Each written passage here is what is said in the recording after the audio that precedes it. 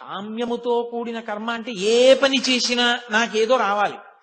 ఏమంటే పొద్దున్న గోపూజ చూశాను, పొద్దున్న గోపూజ చూశాను కదండి, నాకేమైనా వస్తుందా? వెంటనే ఓ 10 రూపాయలు కలిసి వచ్చేస్తాయా అని అడిగాను అనుకోండి, ఏమవుతుంది? 10 రూపాయలు ఇచ్చేశారు, పరమేశ్వరుడు 10 రూపాయలు అలాగో అలా కలిసి వచ్చేటట్టు చేశాడు.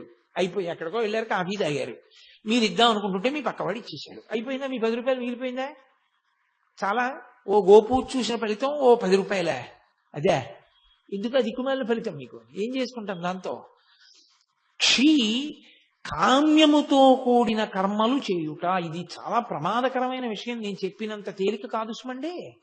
మీరు చూడండి, పుణ్యకర్మయే మీరు చేస్తూ వెళ్ళారనుకోండి, రోజు పుణ్యమే, వాడు ఏమి తప్పు చేయడు. కానీ మనసులో మాత్రం ఓ కోరిక, ఈ పుణ్యం అంతా నేను అనుభవించాలి, ఈ పుణ్యం అంతా అనుభవించాలి. ఇంత పుణ్యం చేసేసాడు, విపరీతంగా చేసేసాడు, చచ్చిపోయాడు, అయిపోయింది, ఈ శరీరం పడిపోయింది. ఏం చేయాలి పరమేశ్వరుడు? ఆ పుణ్యం నన్ను అనుభవింపచేయి, నా పుణ్యం అనుభవింపచేయి, ఆ పుణ్యానికి ఫలితం అని అడిగాడా? అడిగాడు కాబట్టి ఆ పుణ్యం అంతా అనుభవింపచేయాలా? ఇప్పుడు అనుభవింపచేయడానికి ఆయన ఏం చేస్తాడంటే, మిమ్మల్ని ఓ చక్రవర్తిని చేస్తాడు. ఓ 20 ఏళ్ళో 30 ఏళ్ళో చక్రవర్తిత్వం. బయటికి వస్తే వందిమాగదులు, పల్లకీలు, అంతఃపురాలు, భద్రగజాలు, విపరీతమైనటువంటి పేరు, ఐశ్వర్యం. ఇదంతా ఎక్కడిది? 80 ఏళ్ళు చేసిన పుణ్యం 20 ఏళ్ల చక్రవర్తిత్వంలో అయిపోయింది, సున్నా. నువ్వు పుణ్యాన్ని అనుభవించేయడంలో పోతుంది సుఖంగా. కాదు, నేను ఎందుకు చేస్తున్నానో తెలుసా ఈశ్వర? నేనేదో ఈ పుణ్యాన్ని ఫలితంగా అనుభవించడం కోసం కాదు, నాకు చిత్తశుద్ధినియ్యి, నిష్కామ కర్మ చేస్తాను, నాకు ఏ కోరిక లేదు. నేను ఎందుకు నిన్ను సేవిస్తున్నానంటే, నిన్ను సేవించకుండా ఉండలేక ఇన్ని మాటలు, మళ్ళీ ఇప్పటికి ఎన్ని మాటలు పుట్టానో, ఎన్ని మాటలు చచ్చిపోయానో, ఇంకా వద్దు, ఇక నాకు పుట్టాలని లేదు, ఇక చావాలని లేదు, ఈశ్వర మార్గం చూపించు అని అడిగారు అనుకోండి, ఈ జన్మలో కాకపోతే కనీసం కొద్ది జన్మలలో పూర్తయిపోతుంది. పుట్టుకతోటే గొప్ప శివభక్తి తత్పరుడు. ఆయన యొక్క నిజాయితీని, మంచితనాన్ని, శివభక్తిని చూసి పాండ్యరాజు ఆయన్ని తన యొక్క ఆస్థానంలో ప్రధానమంత్రిగా నియమించాడు. పైకి రాజ్యంలో కొలువు చేస్తున్నారు కానీ ఆయన మనసంతా పరమశివ భక్తితో నిండిపోయి ఉండేది.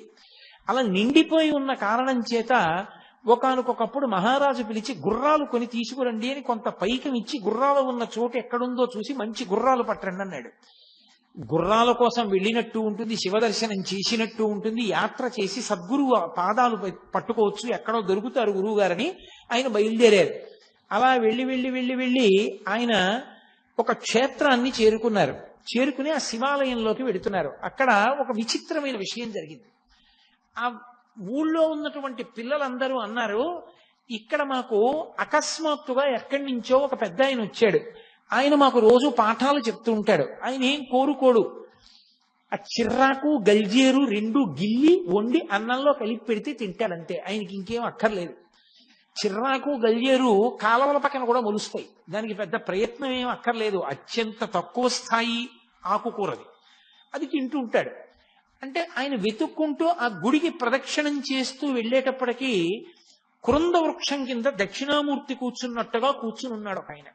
ఆయన్ని చూడగానే మాణిక్యవాచకర్లకు అర్థమైంది, ఈయన పరమశివుడు నా కోసమే వచ్చి కూర్చున్నారు ముందేనని. వెంటనే బట్టలు విప్పేసి గోచి పెట్టుకుని ఆయన ముందు సాష్టాంగం చేసి స్తోత్రం చేశారు. వెంటనే ఆ మహానుభావుడు అన్నాడు, నీకోసమే నేను ముందుగా వచ్చి ఇక్కడ కూర్చున్నానయా, పిల్లలకి పాఠం చెప్పాలన్న మిషతోటి. నీవు ఇక నుంచి నీవు గుర్రాలు కొనడానికి తెచ్చినటువంటి డబ్బుతో ఈ క్షేత్రానికి సేవ చేస్తూ ఈ ఆలయాన్ని వృద్ధిలోకి తీసుకొస్తూ ఇక్కడ ఉండిపో అన్నాడు. మాణిక్యవాచకర్లు అక్కడ ఉండిపోయారు. డబ్బంతా అయిపోయింది, గుర్రాలు లేవు, వెనక్కి వెళ్ళలేదు. ఈలోగా మహారాజు గారు కబురు చేశారు, గుర్రాలు లేవు, నువ్వు రాలేదు, ఏమిటి కథ అని. ఆయన భయపడి రాత్రి పడుకుని పరమశివుడిని ప్రార్థన చేశాడు. కల్లో పరమశివుడు కనపడి, వెలలేని మాణిక్యం ఒకటి ఇచ్చి ఇది పట్టుకెళ్ళి రాజుకి శ్రావణ మాసంలో మూలా నక్షత్రం నాడు గుర్రాలు వస్తున్నాయని చెప్పు అన్నాడు. తీరా నిద్ర లేచి చూస్తే చేతిలో మాణిక్యం ఉంది, పరమశివుడు ఇచ్చింది అని మాణిక్యం పట్టుకుని పాండ్యరాజు దగ్గరికి వెళ్ళి ఆ మాణిక్యాన్ని ఇచ్చి శ్రావణ మాసంలో మూలా నక్షత్రం నాడు గుర్రాలు వస్తున్నాయన్నారు. మహారాజు నమ్మాడు, సంతోషించాడు. కానీ గూఢచారులు చెప్పారు, ఈయన డబ్బంతా క్షేత్రంలో ఖర్చు పెట్టేశాడండి, ఈయన దగ్గర ఏం లేదు, గుర్రాలు కొనలేదని. రాజుకు ఆగ్రహం వచ్చి మాణిక్యవాచకర్లను తీసుకెళ్లి కారాగారంలో పెట్టాడు. నిజంగా శ్రావణమాసం మూలా నక్షత్రంలో పరమశివుడే ఆ గుర్రాలు అమ్మేటటువంటి వాడి వేషంలో కొన్ని వందల గుర్రాలు తీసుకొచ్చి, మాణిక్యవాచకర్లు మాకు డబ్బు ఇచ్చారు, ఈ గుర్రాలు తీసుకోండి అని రాజుకి ఇచ్చాడు. రాజు పొంగిపోయి, నా గూఢచారులు తప్పు చెప్పారు నాకని మాణిక్యవాచకర్లను విడిపించి సత్కారం చేసి గుర్రాలన్నింటినీ తీసుకెళ్లి మృగశాలలో కట్టాడు, అశ్వశాలలో కట్టాడు. అవి రాత్రి క్రూర మృగాలు అయిపోయి ఉన్న ఏనుగుల్ని గుర్రాల్ని కూడా తినేసి పారిపోయి. రాజుకి కోపం వచ్చి మళ్లీ మాణిక్యవాచకర్లని బంధించాడు. ఇప్పుడు వైఘై నది పొంగి ప్రవహించి మధురై నగరం మీద పడింది. రాజు ఈ ప్రవాహాన్ని ఎలా ఆపాలి అర్థం కాక ఇంటి ఇంటికి ఒక మనిషి వంతున బయలుదేరి ప్రతి ఇంటి నుంచి ఒక మగవాడు వెళ్లి నదికి ఇదిగో ఇక్కడి నుంచి ఇక్కడ వరకు, ఇక్కడి నుంచి ఇక్కడ వరకు కట్టబొయ్యాలని శాసనం చేశాడు. అందరి ఇళ్ల నుంచి ఒక్కొక్క మగవాడు వెళ్లి కట్టబోస్తున్నాడు. కానీ పిట్టవ్వ అంటారు ఇప్పటికీ. తమిళ దేశంలో ఆవిడ్ని అవయార్ అంటారు, మహాశివ భక్తురాలు. ఆవిడ పాపం కుడుములు వండి వచ్చినటువంటి వాళ్ళకి పెడుతూ ఉండేది, పిట్టువాణి అని పిలుస్తారు ఆవిడ. ఆవిడికి కొడుకులు లేరు, ఎవరు లేరు, ఎవరు పెడతారు కట్టబోయడానికి? ఆవిడ తరపున వెళ్లే వాళ్ళు ఎవరు? కూలి పెట్టుకోవాలి, అంత డబ్బు లేదు. పరమశివుడే ఓ గుణపం పారా పట్టుకుని ఆవిడ ఇంటికి వచ్చి, పిట్టవ్వా నాకు కొంచెం తుంపులు ఎడతావా అని అడిగాడు. తుంపులంటే మీకు గుర్తుందో లేదో మరి, మా చిన్నతనంలో మేము తుంపులు చాలా ఇష్టంగా తినేవాళ్ళం. తుంపులంటే అమ్మ చిన్నతనంలో బజ్జీలు అవి వేస్తుంది కదా, వేసినప్పుడు ఇంతంత శనగపిండి ముద్దలు ఉండిపోయి నూనె అడుక్కెళ్ళిపోతాయి. అడుక్కెళ్ళిపోతే అవి బజ్జీలు చాలా మాటలు వేసి తీసేస్తారు, ఇవి మాత్రం అలాగే ఉంటాయి, నూనెలో ములిగి ఉండి ఎర్రగా తయారవుతాయి. అవి తుప్పులు అంటారు. అవి అమ్మ చిల్లులుగా ఉన్నటువంటి పెద్ద గరిటె పెట్టి ఇలా ఒడ్డుకి తీసి ఆ నూనె ఇలా కిందకి దిగిపోయే వరకు ఇలా అని ఆ తుంపులో పళ్ళెంలో పడేస్తే బజ్జీల కన్నా తుంపులు సంతోషంగా ఒక్కొక్కటి నోట్లో వేసుకుని కరకరా తింటుండేవాళ్ళం. అలా తుంపులు వస్తాయి ఆ కుడుములు వండినప్పుడు. ఆ తుంపులు పెట్టవమ్మా, నాకు కుడుములు అక్కర్లేదన్నాడు. తుంపులు అంటే పనికి మేలినవి, కుడుములు అయితే అమ్ముకుంటే డబ్బు వస్తుంది, నాకు ఆ తుంపులు ఇట్టన్నాడు. ఇంత రాత్రి వేళ తుంపులు ఎక్కడ ఉంటాయిరా నాయన, కుడుములే పెడతాను లేని ఆవిడ కుడుములు వేసింది. అవి ఒక్కటి కుడుములంటే పుణుకులు అనుకోండి, మీకు తేలిగ్గా అర్థం అవడానికి. ఒక్కటి పుణుకు రాలేదు, అన్ని తుంపులు అయిపోయి. అది శివవాక్కు. ఆ తుంపులే పెట్టింది. కాసిని తుంపులు తిన్నాడు, కాసిని తుంపులు మూట కట్టుకున్నాడు. వైఘై నదికి నేను నీ పనుపున నేను కట్ట వేస్తానని బయలుదేరాడు. వెళ్ళినవాడు కట్ట వేయడం మానేసి ఆ ఒడ్డున పడుకుని పెద్దగా పాటలు పాడుతూ మిగిలిన వాళ్ళ పనులు పాడు చేస్తున్నాడు. మహారాజు గుర్రం ఎక్కి అందరూ కట్ట వేస్తున్నారో లేదో చూడ్డానికి వచ్చాడు. ఈయనొక్కడే పని చేయట్లేదు. ఇతను పని ఎందుకు చేయట్లేదు, నన్ను చూసి కూడా లేవలేదు, పడుకుని పాటలు పాడుతున్నాడు ఏమిటని అడిగారు. ఏమో మహాప్రభో, పిట్టవాణ్ణి పంపించింది ఈయన పని చేయట్లేదు సరిగదా, పని చేసేవాళ్ళని పాడు చేస్తున్నాడు, వచ్చి ఇలాగే పడుకుని పాటలు పాడుతున్నాడు అన్నారు. పాటలు పాడుకుంటూ పడుకోవడానికి నది వరదొస్తుంటేనని చెప్పి రాజు కొరడా తెప్పించి ఆయన వీపు మీద దెబ్బలు కొట్టాడు. ఆయన వీపు మీద కొరడాతో కొట్టగానే రాజు వీపు మీద రాజ్యంలో ఉన్నటువంటి జంతువులు, పక్షులు, బల్లులు, కుక్కలు, పిల్లులన్నిటి వీపుల మీద వాతపడింది. అమ్మబాబో, ఇదేదో ఆశ్చర్యంగా ఉంది, ఈయన్ని కొడితే నా వీపు మీద వాతపడి మండుతోందని రాజుగారు ఆశ్చర్యపైన కాళ్ళ మీద పడ్డాడు.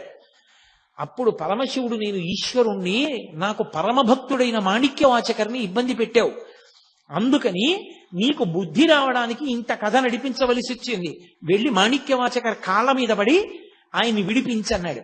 మరి మీరు పిట్టువాణి పనుపుని ఎందుకు వచ్చారని అడిగారు.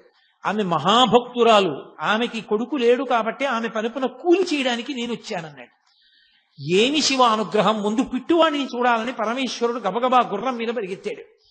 ఆ రాజు ఆ పిట్టువాణి ఇంటికి పరిగెత్తాడు, పరమేశ్వరుడు అంతర్ధానం అయిపోయాడు. తీరా ఈయన పిట్టువాణి ఇంటికి వెళ్ళేటప్పటికీ ఆవిడ కైలాసానికి వెళ్ళిపోతుంది బొందితో.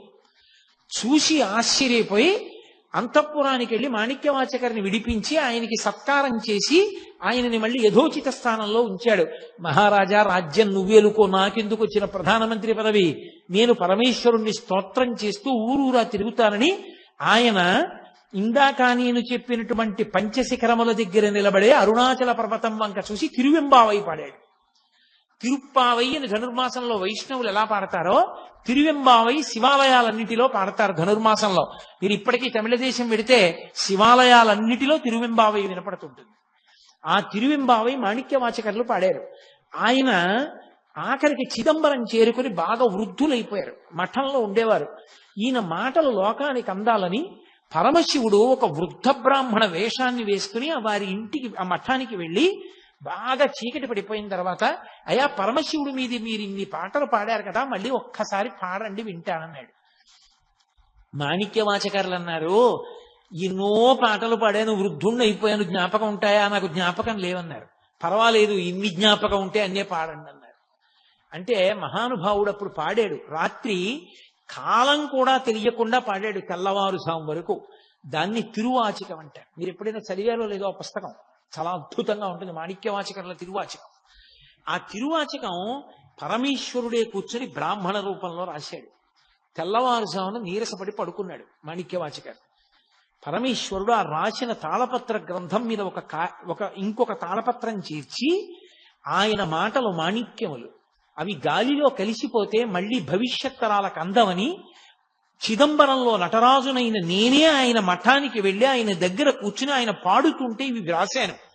ఇవి ఇంత మాణిక్యముల వంటి మాటలు పలికినవాడు కాబట్టి ఆయనకి మాణిక్యవాచకర్రని పేరు పెడుతున్నాను అని చెప్పి నటరాజస్వామి ముద్ర వేసి తాడు కట్టి నటరాజస్వామి పాదాల దగ్గర పెట్టాడు. పెట్టి నటరాజులోకే లీనమయ్యాడు. తెల్లవారుజామున అర్చకులు లేచి తాళపత్ర గ్రంథం చూశారు. తెల్లబోయారు, దాని మీద నటరాజస్వామి వారి ముద్ర ఉంది. గబగబా పరిగెత్తి మాణిక్యవాచకర్లకి చెప్పారు, ఏమిటి దీని అర్థం, ఇలా ఎందుకు జరిగిందని. మీకు చెప్తాను రెండని చెప్పి మాణిక్యవాచకర్లు బయలుదేరి చిదంబరంలో నటరాజస్వామి దేవాలయం దగ్గరికి వచ్చి, ఇంత సౌజన్యమా మహానుభావా, నా పాటలు నువ్వు రాశావా, ఎంతటి సులభుడవయ్యా అని పరమశివుణ్ణి స్తోత్రం చేసి కన్నీళ్లతో ఆయన్ని వేడుకుంటూ ఉండగా ఆయనలోని జ్యోతి చిదంబరంలో నటరాజస్వామిలో ఐక్యమైపోయింది. అంతటి మహానుభావుడు మాణిక్యవాచకర్. ఆయన అరుణాచలంలోనే తిరువెంబావై పాడారు.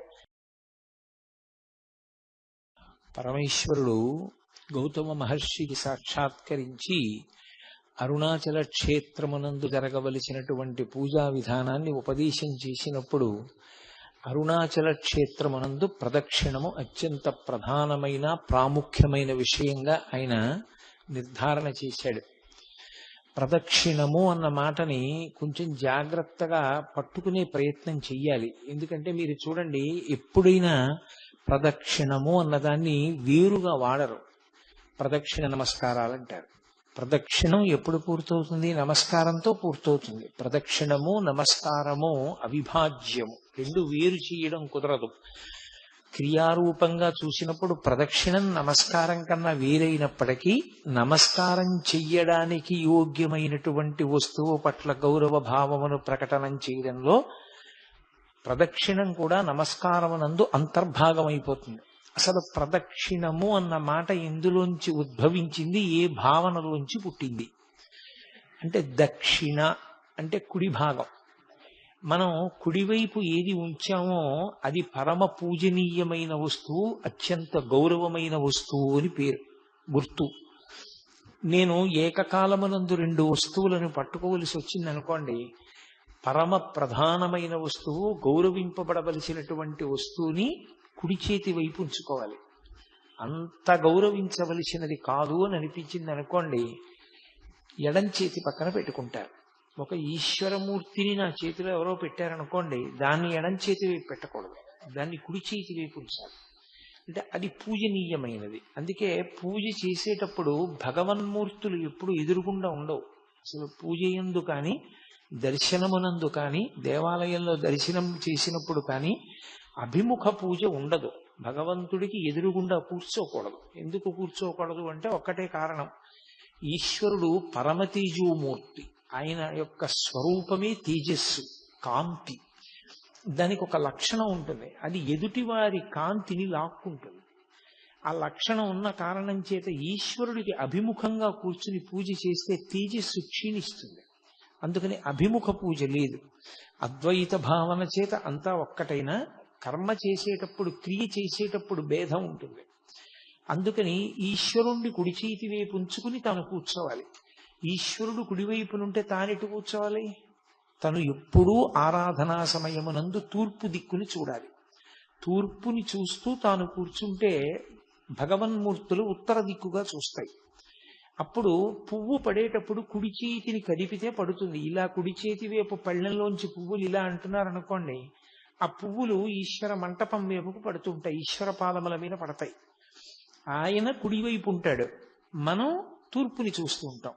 పూజా పరికరములు కుడి చేతి వైపు ఉంటాయి. అసలు ఎడం చేత్తో అందుకోవలసిన అవసరం, ఎడం చేత్తో ముట్టుకోవలసిన అవసరం ఇక ఉండదు. పూజలో ఒక్క కుడి చేత్తోనే చేస్తారు. ఎప్పుడైనా ఏదైనా బరువైనదైతే కుడి చేతితో పట్టుకుని ఎడం చేతి యొక్క బలాన్ని కలుపుతారు తప్ప కుడి చేతితో మాత్రమే ఉపయోగించడానికి కారణం, అవతల ఎవరిని మీరు ఆరాధన చేస్తున్నారో ఆయన పరమ గౌరవనీయుడు, మన జీవితానికి అంతటికీ కూడా ఆయనే ధ్యేయమైన వాడు అని చెప్పడం కోసమని కుడివైపు ఉంచుతారు. మీరు అలా ప్రయత్నం చెయ్యవలసిన అవసరం లేకుండా, అంటే పూజా మందిరం ఏదో మీ కుడి చేతి వైపుకుంది అన్న భావన చెయ్యవలసిన అవసరం లేకుండా మీరు తూర్పుకి తిరిగి కూర్చున్నారనుకోండి, తూర్పుకి తిరిగి కూర్చున్నాడు అంటే సద్భావనతో ఈశ్వరుణ్ణి మనసులో స్మరిస్తూ ఉన్నాడు అని గుర్తు. తూర్పుకి తిరిగి కూర్చుని ఉన్నారనుకోండి, అప్పుడు దక్షిణం. మీరు చూడండి, తూర్పుకి తిరిగితే కుడి చేతి వైపు ఏ దిక్కు అన్నాను అనుకోండి దక్షిణం, ఎడం చేతి వైపు ఉత్తరం, వెనక వైపు పశ్చిమం కదా. దక్షిణం అన్న మాట ఎక్కడి నుంచి వచ్చిందంటే, అలా కూర్చున్నటువంటి వాడి యొక్క కుడి చేతి వైపు హృదయం అంటారు. మనం సాధారణంగా గుండెకి పర్యాయపదంగా హృదయస్థానం ఏది అంటే ఎడం చేతి వైపు చూపిస్తాం. కానీ ఆధ్యాత్మ విద్యయందు హృదయము అన్నది పరమేశ్వరుని యొక్క స్థానము. ఆ హృదయము ఎటువైపు ఉంటుంది అంటే కుడివైపుకు అని నిర్ధారించారు. అందుకే భగవాన్ రమణులు తాబేటి బండ దగ్గర ఆయన ఒకసారి కూర్చుని ఉండగానికి ఊపిరి ఆగిపోయింది. ఊపిరి ఆగిపోయి రక్త ప్రసారం అంతా ఆగిపోయింది, శరీరం అంతా నల్లగా అయిపోయి కొయ్యబారిపోయింది. పక్కన కూర్చున్న ఆయన గోలగోల పెట్టేశారు, రమణ మహర్షి శరీరం వదిలిపెట్టేశారు. రమణులు మాత్రం సాక్షిగా చూస్తున్నారు ఏమవుతోంది శరీరం అని. ఓ, ఇది మృత్యువు వాత పడింది అని తెలుసుకున్నారు. తెలుసుకున్న తరువాత అహంస్ఫురణం మాత్రం ఇక్కడి నుంచి వస్తోంది. అహంస్ఫురణ అంటే ఈశ్వర స్థానంలోంచి ఉన్నాను అని చూస్తున్న భావన ఇక్కడి నుంచి వస్తోంది. ఒక్కసారి ఇటువైపు నుంచి ఒక కాంతి తీవ్రమైన వేగంతో ఎడం పక్కకి వెళ్ళింది. వెంటనే మళ్ళీ గుండె కదిలి రక్త ప్రసారం అయి ఆయన లేచారు. ఇప్పటికీ ప్రదక్షిణ మార్గంలో ఆ తాబేటి బండని చూస్తుంటారు. రమణ మహర్షికి ఎక్కడ ఈ అనుభవం కలిగిందో ఆ ప్రదేశానికి, ఆ పెద్ద బండకి తాబేటి బండ అని పేరు. కాబట్టి కుడి చేతి వైపు హృదయస్థానం ఉంటుంది. ఆ హృదయస్థానము ఈశ్వర స్థానము. తూర్పుకి తిరిగి చూస్తున్నప్పుడు కుడి చేతి వైపుకి పరమేశ్వరుడు హృదయస్థానమునందున్నాడు. ప్రత్యేకంగా ఒక పూజా మందిరాన్నో ఒక మూర్తినో మీరు పెట్టవలసిన అవసరం లేదు. అలా పెట్టవలసిన అవసరం లేకుండానే పరమ పూజనీయుడైనటువంటి పరమాత్మ ఇక్కడే ఉంటాడు, కుడి చేతి వైపుకు ఉంటాడు. అందుకని దక్షిణం కుడివైపు అయింది. వామభాగం ఎడమ చేతి వైపుకు వచ్చింది. ఇప్పుడు ప్రదక్షిణం అంటే ఏది పరమ పూజనీయమైన ప్రదేశమో, ఏది అత్యంత గౌరవనీయమైనదో దానిని మీ కుడి చేతి వైపుకి ఉంచుకుని మీరు కదిలితే ప్రదక్షిణం అంటారు. ఎందుచేత? కదిలేటప్పుడు మీరు తిరుగుతున్నప్పుడు అది మీ ఎడం చేతి పక్కకి ఎప్పుడూ రాకూడదు, అది మీ కుడి చేతి వైపునే ఉండాలి. ప్రదక్షిణం అన్న మాటకు అర్థం ఏంటంటే, మీరు దాని యందున్నటువంటి అపార గౌరవము చేత మీరు మీ కదలికల యందు ఆ వస్తువు మీ కుడి చేతి వైపున మాత్రమే ఉండేటట్లుగా చూసుకుంటే మీరు ప్రదక్షిణం చేశారు అని పిలుస్తారు. ప్రదక్షిణానికి సంబంధించిన భావన తెలియకుండా, దాని గురించి అసలు ఏమీ తెలియకుండా ప్రదక్షిణం చేశారనుకోండి, అది తప్పని నేను అంటలేదు. కానీ అసలు భావన లేదనుకోండి, మనసులో ఏమీ లేదు, ఉత్తిని తిరుగుతున్నాడు. ఉత్తిని తిరిగితే ఏమవుతుంది? ఎక్కడ ఏం చెయ్యకూడదో అది చేస్తాడు, మాట్లాడతాడు మధ్యలో. ఎందుకు మాట్లాడతాడు? దాని గౌరవం తెలియదు, దాని పవిత్రత తెలియదు, తెలియనప్పుడు మాట్లాడతాడు. కాబట్టి అంత పూజనీయమైన వస్తువుని కుడి చేతి వైపు ఉంచుకుని తిరుగుతున్నప్పుడు మాట్లాడకూడదు మధ్యలో. ప్రదక్షిణం చేస్తూ మాట్లాడాడు అనుకోండి, అప్పుడు అది ప్రదక్షిణం అవ్వదు. అది అందరూ దేన్ని గౌరవిస్తున్నారో అదంత గౌరవనీయమైనదేమి కాదు అని చెప్పినట్లు అవుతుంది. అందుచేత మాట్లాడకుండా తిరుగుతారు. మీరు ఒక దేవాలయానికి ప్రదక్షిణం చేశారు అంటే గుర్తు ఏమిటి? ఇక్కడ మొదలుపెట్టి ఇలా తిరిగి వచ్చాను అనుకోండి, ప్రదక్షిణం. నేను ఇలా తిరిగి వచ్చినా నా ఈ స్తంభం నా కుడి చేతి వైపుకే ఉంటుంది తప్ప ఎడం చేతి వైపుకి రాదు. అలా రాకుండా నేను చుట్టూ తిరిగి వస్తే ప్రదక్షిణం చేశాను అంటారు. అంటే నేను దాని చుట్టూ తిరిగినా అది మాత్రం నా ఎడమ వైపుకి రాకూడదు, కుడి చేతి వైపునే అది ఉండేటట్టు చూసుకోవాలి. అలా చేస్తే ప్రదక్షిణం. బాగుందండి, ఎందుకు చెప్పినట్టు మాకు ఇదంతా అని ఒక ప్రశ్న వెయ్యొచ్చు మీరు. ప్రదక్షిణం అన్నది ఎప్పుడు కుదురుతుంది? దానికి అంతటా వ్యాపించే లక్షణం లేకపోతేనే మీరు ప్రదక్షిణం చెయ్యగలరు. ఇప్పుడు ఇది ఉంది, ఈ స్తంభం ఇంతే ఉంది, ఇంతే ఉంది కాబట్టి నేను దీని చుట్టూ తిరుగుతాను. ఇది బ్రహ్మాండం అంతా ఆక్రమించింది అనుకోండి, నేను తిరగగలనా? నా వల్ల అవుతుందా తిరగడం? బ్రహ్మాండం అంతా ఇది వ్యాపించేస్తే దీని చుట్టూ నేను ఎలా తిరగను? తిరగలేను నేను, నా సాధ్యం కాదు. ఇంకా శివుడికి మారు పేరు ఉంది, స్థాణుహు అని. స్థాణుహు అంటే కదలనివాడు అని. కదలనివాడు అంటే ఎందుకు కదలడు? జడత్వంతో కదలడా? కొంతమందిని చూడండి, ఏమిరా ఎంత చెప్పినా కదలవేరా, నువ్వు అలా కూర్చుంటావు, నీకేం జడత్వమా అంటారు. ఆయనకి జడత్వముండి కదలనివాడు కాదు, ఆయన కదలడానికి చోటు లేదు. ఎందుకని? నిన్ననే మీతో నేను మనవి చేశా, యజుర్వేదం ఒక మాట అంటుంది, బ్రహ్మాండ వ్యాప్త దేహ అని పిలిచింది ఆయన్ని. బ్రహ్మాండమంతా ఆయన శరీరమై నిండిపోయింది. అసలు నిజానికి శివతను అని అమ్మవారికి పేరు. అమ్మవారు ఈ బ్రహ్మాండములుగా ఉంటుంది, అది శివుడి శరీరం. అమ్మవారు పరమశివుని యొక్క శరీరమై ఉంటుంది, ఆ శరీరము ఈ బ్రహ్మాండము. ఈ బ్రహ్మాండమంతా శివుడైపోతే మీరు ఎలా ప్రదక్షిణం చేస్తారు నాకు చెప్పండి. అసలు ప్రదక్షిణం అన్న మాటకు అర్థమైనా ఉందా? ఇంకా ఎలా తిరుగుతారు? బ్రహ్మాండానికి చుట్టూ తిరగాలి అంటే బ్రహ్మాండానికి ఆవలి మీరు నిలబడాలి.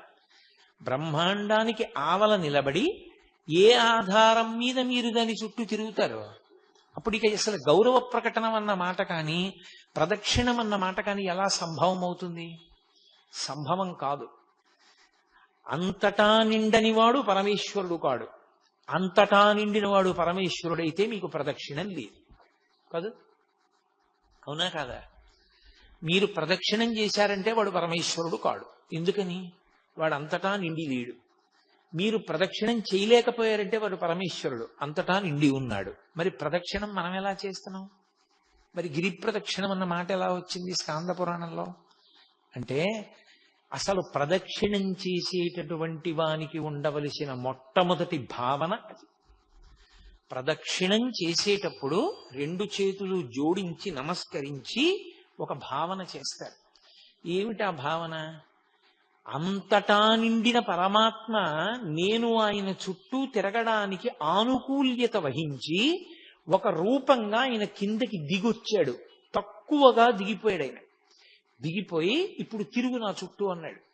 ఇప్పుడు తిరుగు నా చుట్టూ అన్నాడు కాబట్టి తిరగగలుగుతున్నారు, లేకపోతే ఎలా తిరుగుతారు? తిరగడం సాధ్యం కాదు. అంతటా నిండిపోయినటువంటి పరమేశ్వరుడు ఒక లింగ రూపాన్ని ధరించాడు, ధరించి తిరుగు నా చుట్టూ అన్నాడు, ఇప్పుడు తిరగగలిగారు. అందుకే భగవాన్ రమణులు కూర్చునుంటే ఒకరు వచ్చి ఆయనకి ప్రదక్షిణం చేశారు. ఏం చేస్తున్నారన్నారు అంటే ఆ రమణులతో ఆయన అన్నాడు, మీకు ప్రదక్షిణం చేశానన్నాడు. మీరు నాకు ప్రదక్షిణం చేయగలరా అన్నారు రమణ మహర్షి. ఆయనకి అర్థం కాలేదు. మీరు నాకు ప్రదక్షిణం చెయ్యగలరా అన్న మాటకు అర్థం ఏమిటో తెలుసా? నేను ఆత్మని, నేను శరీరాన్ని కాను. ఆత్మ అంతటా నిండిపోయింది. మీలో ఉన్న ఆత్మ నాలో ఉన్న ఆత్మ కన్నా భేదం కాదు. కానప్పుడు ఒకటైన వస్తువు తన చుట్టూ తాను ఎలా తిరుగుతోంది? ఎలా ప్రదక్షిణం చేస్తారు? పోనీ మీరు నా వద్ద తెలుసుకోవలసిన వారిగా కొంచెం తక్కువలో ఉన్నారు, నేను ఎక్కువలో ఉన్నాను అనుకుంటే వ్యోమవత్వ్యాప్త దేహాయ దక్షిణామూర్తయే నమః. ఆకాశమంతా నిండిపోయినటువంటి స్వరూపం లాంటి వాడు గురువు. ఆ గురువు చుట్టూ ఎలా తిరుగుతావు నువ్వు? గురువుకి పరబ్రహ్మానికి అభేదం. గురుర్బ్రహ్మ గురుర్విష్ణు గురుర్దేవో మహేశ్వర గురు సాక్షాత్ పరబ్రహ్మ తస్మై శ్రీ గురవే నమః. మరి ఎలా తిరుగుతాం అంటే ప్రదక్షిణం చేసేటప్పుడు ఉండవలసిన మొట్టమొదటి భావన ఏమి అంటే, నా యందు అనుగ్రహంతో అయ్యో వీడు నా చుట్టూ తిరుగుదాం అనుకుంటున్నాడు, నేను బ్రహ్మాండ రూపంగా ఉండిపోతే వీడు నా చుట్టూ ఎలా తిరుగుతాడని సర్వేశ్వరుడు కుదించుకుని ఒక మూర్తి రూపంలోకి వచ్చి నించున్నాడు. వేదాహమేతం పురుషం మహాంతం ఆదిత్యవర్ణం తమసస్తు పారే సర్వాణి రూపాణి విచిత్య ధీరా నామాని కృత్వాభివదన్ యదాస్తే అంటుంది వేదం. ఒక పేరుకి దొరికేటట్టుగా మాంసనేత్రము చేత చూడబడడానికి వీలుగా ఆయన దిగి వచ్చాడు. దిగి వస్తే అప్పుడు ఆయన చుట్టూ మీరు తిరగగలరు. అంటే పరమేశ్వరుడి వ్యాపకత్వం ఎంత గొప్పదో సౌలభ్యం అంత గొప్పది. ఆ సౌలభ్యము ఉంది కాబట్టి మీరు ప్రదక్షిణం చెయ్యగలుగుతున్నారు. ఇప్పుడు ఆ సౌలభ్యాన్ని మీరు ఊహించారనుకోండి, మీకు భగవంతుని యొక్క కారుణ్యము అర్థమై ఆయన పట్ల మీకు ఒక గొప్ప అనుబంధం ఏర్పడుతుంది. ఆ అనుబంధంతో మీరు తిరుగుతున్నప్పుడు అసలు నాకు అవకాశం లేదు, ఆయన అవకాశం ఇచ్చాడు. ఆయన అవకాశం ఇచ్చి తిరగరా అంటే నా దృష్టి ఇంకో దాని మీద పెట్టి ఇంకోటి మాట్లాడుతూ ఎలా తిరుగుతాను, ఎలా అపచారం చేస్తాను? కాబట్టి నేను ఆయన మీదే దృష్టి పెట్టి తిరుగుతాను. అందుకని మౌనం వచ్చింది ప్రదక్షిణల్లో. ప్రదక్షిణమునందు మౌనము రావడానికి కారణం ఏమిటి అంటే, ఆయన అనుగ్రహము ఉన్నది కనుక. ఆయనకి చీకాకు కలిగిందనుకోండి, నా యథారూపాన్ని పొందుతున్నాను అన్నాడు అనుకోండి, ఇక మీకు ప్రదక్షిణం ఏది? అందుకని ఆయన అనుగ్రహాన్ని నిలబెట్టుకోవడానికి మీరు అంత జాగ్రత్తగా ప్రదక్షిణం చెయ్యాలి. ప్రదక్షిణం చేసేటప్పుడు ఒక నియమం చెప్తారు. ప్రదక్షిణం చేసేవాళ్ళు ఎలా ప్రదక్షిణం చెయ్యాలి అంటే, నూనె బిందె ఒకటి ఒలికిపోయి నేల మీద నూనె పడిపోతే నిండు గర్భిణి ఇంకొక గంటలోనో 2 గంటల్లోనో ప్రసవం అయిపోతుందన్న స్థితిని పొంది ఉన్నటువంటి గర్భిణి స్త్రీ చేతిలో ఒక గిన్నె పట్టుకుని, గిన్నె నిండా తైలంతో ఉన్న పాత్ర పట్టుకుని, అంటే దాని నిండా నూనె పోసుకొని చుక్క కింద పడకుండా నడుస్తోంది అనుకోండి, కింద నూనె, నున్నటి నేల, నిండు గర్భిణి, చేతిలో తైలపాత్ర, ఎంత జాగ్రత్తగా అడుగు వేస్తుందో అంత జాగ్రత్తగా అడుగు వేయాలి. ఎందుకని? లేకపోతే లోపల ఉన్న వాడికి పదఘట్టన ప్రకంపనలు తెలుస్తాయి. అది అపచారమైన పట్ల. ఇప్పుడు ఇందాక నేను గభాలన వేదిక మీదకి వచ్చాను, ఇది ఏమైంది? కింద పడింది. ఎందుకని? నా పదఘట్టనల ప్రకంపనలు ఇది పుచ్చుకోలేకపోయింది, ఇది కింద పడింది.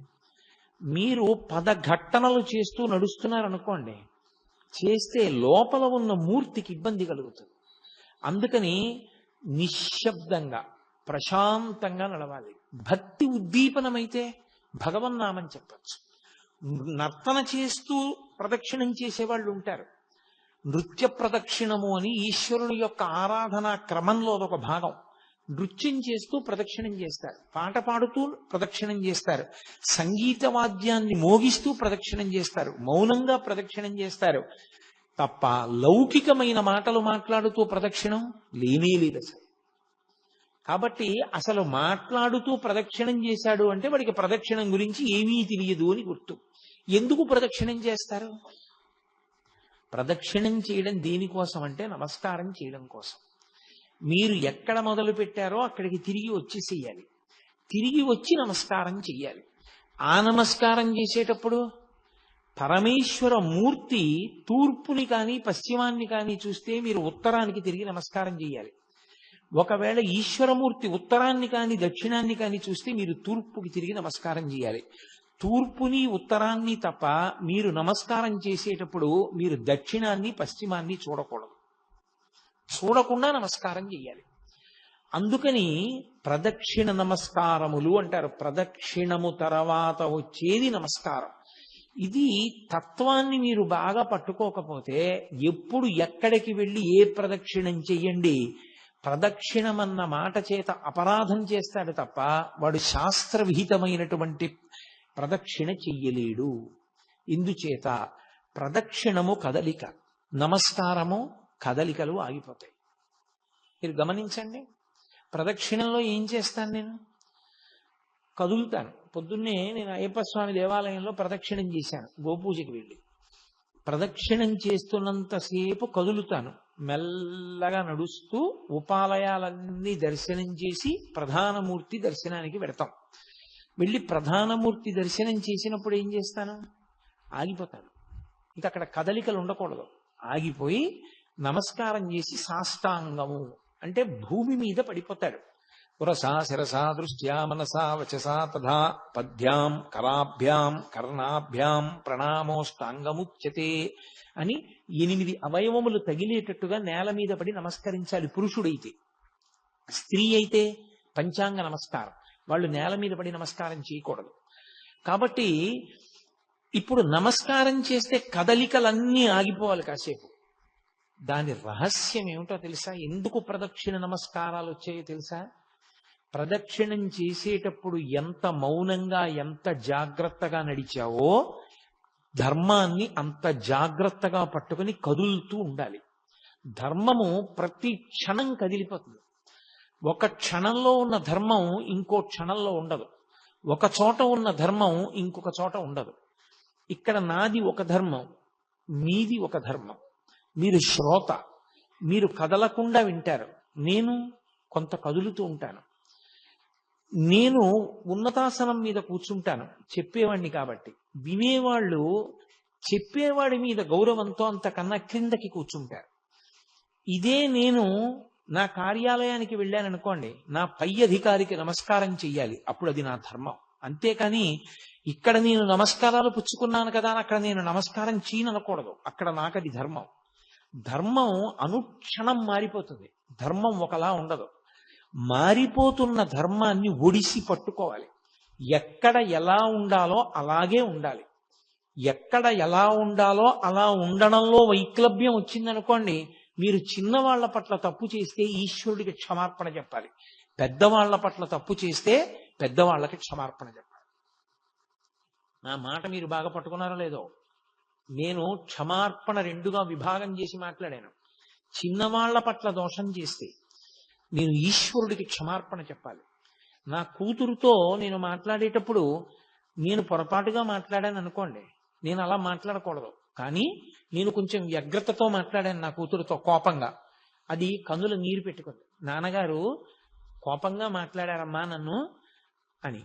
ఇప్పుడు అమ్మ ఏమనుకోకురా, ఏదో అన్యథా ఆలోచనలో ఉన్నాను, ఆ వ్యగ్రతలో నిన్ను తొందరపడి గబుక్కుని అన్నానమ్మా, అలాగా నన్ను మన్నించు అనకూడదు. చిన్నపిల్లల దగ్గర అపరాధం చేసినటువంటి వాడు చిన్నపిల్లలకి క్షమార్పణ చెప్పకూడదు. తాను ఈశ్వర మందిరంలోకి వెళ్ళి క్షమార్పణ చెప్పాలి. పరమేశ్వర, పొరపాటు చేశాను, నా కూతురు నా కడుపున పుట్టింది, దాని పట్ల వ్యగ్రతతో ఏదో కోపంతో ఇంటికి వచ్చి గభాలన ఏ పుస్తకమో కనపడలేదని దాన్ని నింద చేశాను, నువ్వే తీసి ఎక్కడో పడేసి ఉంటావని. పాపం దానికి తెలియదు, నేనే ఎక్కడ పెట్టానో గుర్తొచ్చింది. దాని మనసు కుండింది. నాన్నగారు నన్ను అనవసరంగా అన్నారండి, నేను తప్పు చేశాను, దాని మనసు బాధ పెట్టాను, నన్ను క్షమించు అని ఈశ్వరుడికి క్షమార్పణ చెప్పాలి. పెద్దవాళ్ల పట్ల అపచారం చేస్తే, నా కూతురు నా పట్ల అపచారం చేసింది అనుకోండి, దేవుడికి చెప్పడం కాదు, పూజా మందిరంలోకి వెళ్ళి నాన్నగారండి క్షమించండి, నేను పొరపాటు చేశాను, నిజమే నేనే తీశాను ఆ పుస్తకం, నాన్నగారు తీయలేదు అన్నాను కానండి, మర్చిపోయాను, నేనే తీశాను, మీకు కనపడలేదు, మీరు ఇబ్బంది పడ్డారు, నన్ను క్షమించండి అని చెప్పాలి. ధర్మాన్ని ధర్మంగా పట్టుకోవాలి. అందుకే ధర్మం అంతా కదలిక. ధర్మమునందు కదిలి కదిలి కదిలి కదిలి ఎక్కడ ఆగిపోతాడంటే సత్యమునందు ఆగిపోతాడు. సత్యము మారదు. అన్ని వేళలా, అన్ని యుగములలో, అన్ని రోజులలో, అన్ని సంధ్యలలో మార్పు లేక కదలిక లేక ఒక్కలా ఉండిపోయేటటువంటి పదార్థమునకు సత్యమని పేరు. ఆ సత్యము బ్రహ్మము, పరమేశ్వరుడు. సత్యం జ్ఞానమనంతం బ్రహ్మ. సత్యమే బ్రహ్మము, బ్రహ్మమే సత్యము. సత్యమునకు బ్రహ్మమునకు అభేదము. ఆ సత్యాన్ని చేరుకోవడానికి మీరు కదులుతూ ఉండాలి ధర్మం పట్టుకుని. ధర్మం పట్టుకుని కదిలి కదిలి సత్యమునందు ఆగిపోతారు. అదే ఈశ్వరుణ్ణి చేరిపోవడం. అందుకే ధర్మాన్ని ఎవడు పట్టుకున్నాడో వాడు సత్యాన్ని చేరిపోతాడు. ఎవడు ధర్మాన్ని వదిలేశాడో వాడు సత్యాన్ని చేరలేడు. కాబట్టి ప్రదక్షిణ నమస్కారము కదిలి కదిలి ఆగిపోవుట, పడిపోవుట. కదిలి కదిలి ఆగిపోవడం అంటే తిరిగి తిరిగి ఈశ్వరుణ్ణి చేరిపోవడం. జన్మ జన్మలు ఎన్నో ఎత్తి జీవుడు శరీరాలు మార్చి మార్చి మార్చి మార్చి ప్రవేశించి ధర్మాన్ని పట్టుకోవడానికి వీలైనటువంటి మనుష్య జన్మలోకి ప్రవేశించి ధర్మము అన్నిటికీ ఉండదు. మనుష్యునొక్కనికే ధర్మం, మిగిలిన వాటికి అన్నిటికీ కలిపి ఒకటే ధర్మం, పశుధర్మం. పశుధర్మో నమే ప్రీతిం అంటాడు వ్యాసుడు దేవి భాగవతంలో. పశుధర్మం అంటే దానికి ఏమీ ప్రమాణములు ఉండవు. ఆకలేసింది మీరబడి తినేయడమే, తనకన్నా బలహీనమైన ప్రాణి చెనకేయడమే, తనకి కామం కలిగింది తన కడుపున పుట్టినటువంటి దూడైనా సరే దానితో సంభోగించడమే. మనుష్యునకు అలా కుదరదు, ఆయనకి ధర్మం ఉంది. ఎలా పట్టుకోవాలో అలా పట్టుకోవాలి. ఎలా పట్టుకోవాలో చెప్పేది ఎవరు? వేదం. ఇక రెండో పదార్థం లేదు. ధర్మం చెప్పడానికి లోకంలో అధికారం ఉన్నది ఎవరికి? గురువుకి కూడా లేదు. గురువు ఎప్పుడవుతాడంటే అచంచల విశ్వాసము వేదమునందుంటే. వేదం ఏం చెప్పిందో అది చెప్తేనే గురువు తప్ప గురువు గారు చెప్తే ధర్మం అవదు. వేదాన్ని గురువు గారు చెప్పారు కాబట్టి ధర్మం అవుతుంది. గురువు వేదం ఒక్కటే చెప్తాడు, వేదాంతర్గతమైన విషయమును మాత్రమే గురువు చెప్తాడు. అందుకే వేదమే ప్రమాణము, శృతి ప్రమాణం తప్ప వేరొకటి ప్రమాణము కాదు. ఆ వేదము ధర్మాన్ని చెప్పింది. ఇదిగో ఈ తత్వాన్ని పట్టుకుంటే ముందు ప్రదక్షిణం చేయడానికి అధికారం వచ్చిందని గుర్తు. కాబట్టి శివుడు అన్నాడు గౌతమ మహర్షితో, అరుణాచలమునందు ప్రదక్షిణము గొప్పది. ఎందువల్ల? నేను స్థూల శివుడిగా ఉన్నాను ఇక్కడ, నేను ఒక కొండ రూపంలో ఉన్నాను. ఏమిటి అనుగ్రహం దానివల్ల అంటే, అసలు సామాన్యమైనటువంటి ఏ జీవి కూడా నన్ను చేరలేదు ఇక్కడ. నేను అగ్నిలింగాన్ని కాబట్టి పెద్ద పెద్ద స్ఫులింగములతో అంత పెద్ద అగ్నిహోత్రం జ్వలిస్తోంది అనుకోండి, మీరు పెడతారా నేను పెడతానా ప్రదక్షిణం చేయడానికి?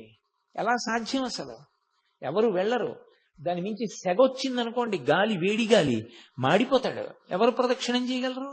చెయ్యలేరు. ఆయన ఏం చేశాడంటే ఆ శిలలోకి లాగేశాడు ఆ అగ్నితత్వాన్ని. లాగి ఒక కొండలా కనపడేటట్టుగా దాని మీద ఓషధిలో పెరిగేటట్టుగా కూడా అనుగ్రహించాడు. ఒక కొండలా కనపడిన కారణం చేత మీరు పరమేశ్వర ప్రదక్షిణాన్ని చెయ్యగలరు. నా అనుగ్రహము చేత అగ్నిలింగమైన నేనే అరుణాచలంలోకి వచ్చేటప్పటికి ఒక పర్వత రూపాన్ని పొందాను. ఈ పర్వత రూపాన్ని పొందిన కారణం చేత ఇక్కడ ఎవరు ప్రదక్షిణం చేస్తానని నిర్ణయం చేసుకుని బయలుదేరుతాడో వాడు కొన్ని కోట్ల కోట్ల కోట్ల కోట్ల జన్మలెత్తితే తప్ప అసలు ఆ సంకల్పమును పొందడు. నేను నిన్ననే మీతో ఒక మాట మనవి చేశా. అరుణాచల ప్రవేశమునకు ముందు, అరుణాచల ప్రవేశము తరువాత అని జీవుడికి విభాగం చేస్తారు. అసలు వీడెప్పుడైనా అరుణాచలం వెళ్ళాడా చూస్తారు. అరుణాచలం వెళ్ళాడు, ఆ జీవుడి స్థాయి వేరు. అరుణాచలం వెళ్ళలేదు, ఆ జీవుడి స్థాయి వేరు. ఇప్పుడు అరుణాచల ప్రవేశం చేశాడు, గిరి ప్రదక్షిణం చెయ్యాలి, ఆ గిరికి ప్రదక్షిణం చెయ్యాలి తాను. ఆ కొండకి ప్రదక్షిణం అంటే శివుడికి ప్రదక్షిణమే. ప్రదక్షిణం అన్న మాటకు అర్థం మీరు బాగా గుర్తుపెట్టుకోవాలి. ఏ బిందువు దగ్గర మీరు బయలుదేరారో తిరిగి ఆ బిందువు దగ్గరికి వచ్చేయాలి. కుడి చేతి వైపుకి మీకు కొండ ఉండాలి, ఉండేటట్టుగా తిరిగి రావాలి. అలా తిరిగి వస్తే దానికి ప్రదక్షిణం అని పేరు. ఆయన అన్నాడు, కలియుగంలో ఈ అరుణాచల పర్వతం చుట్టూ ఎవరు ప్రదక్షిణం చేస్తారో వాళ్ళందరికీ కూడా 100 అశ్వమేధములు 100 వాజపేయములు చేసిన ఫలితం వేస్తాను. అశ్వమేధయాగం అసలు నిజానికి కలియుగంలో లేదు. కలియుగంలో అశ్వమేధయాగం సంకల్పం చెయ్యడానికి అధికారం లేదు, చెయ్యకూడదు. ఎందుకంటే నిషేధింపబడింది. అశ్వమేధయాగంతో సమానమైనటువంటిది ఒకటి ఉంది, అది చేస్తే అశ్వమేధయాగ ఫలితం ఇచ్చేస్తారు. వాడు అశ్వమేధయాగం చేశాడు అని ఫలితం ఇస్తారు. ఏదది? అనాథ ప్రేత సంస్కారం. అనాథ ప్రేతానికి సంస్కారం చేస్తే వాడు అశ్వమేధయాగం చేశాడు అని ఫలితం వేస్తారు. 100 అశ్వమేధయాగముల యొక్క ఫలితాన్ని గిరి ప్రదక్షిణం చేసిన వాళ్ళకి వేస్తానన్నాడు. 100 వాజపేయములు చేసినటువంటి ఫలితాన్ని గిరి ప్రదక్షిణం చేసిన వాళ్ళకి వేస్తానన్నాడు.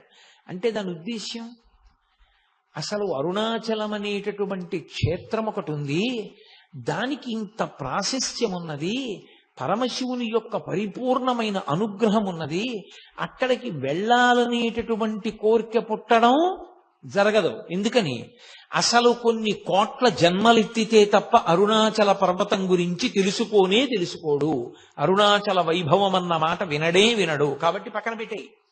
విన్నాడు, అది మనసులో హత్తుకుని అరుణాచలంలోకి ప్రవేశిస్తానన్న మాట అన్నాడు పో.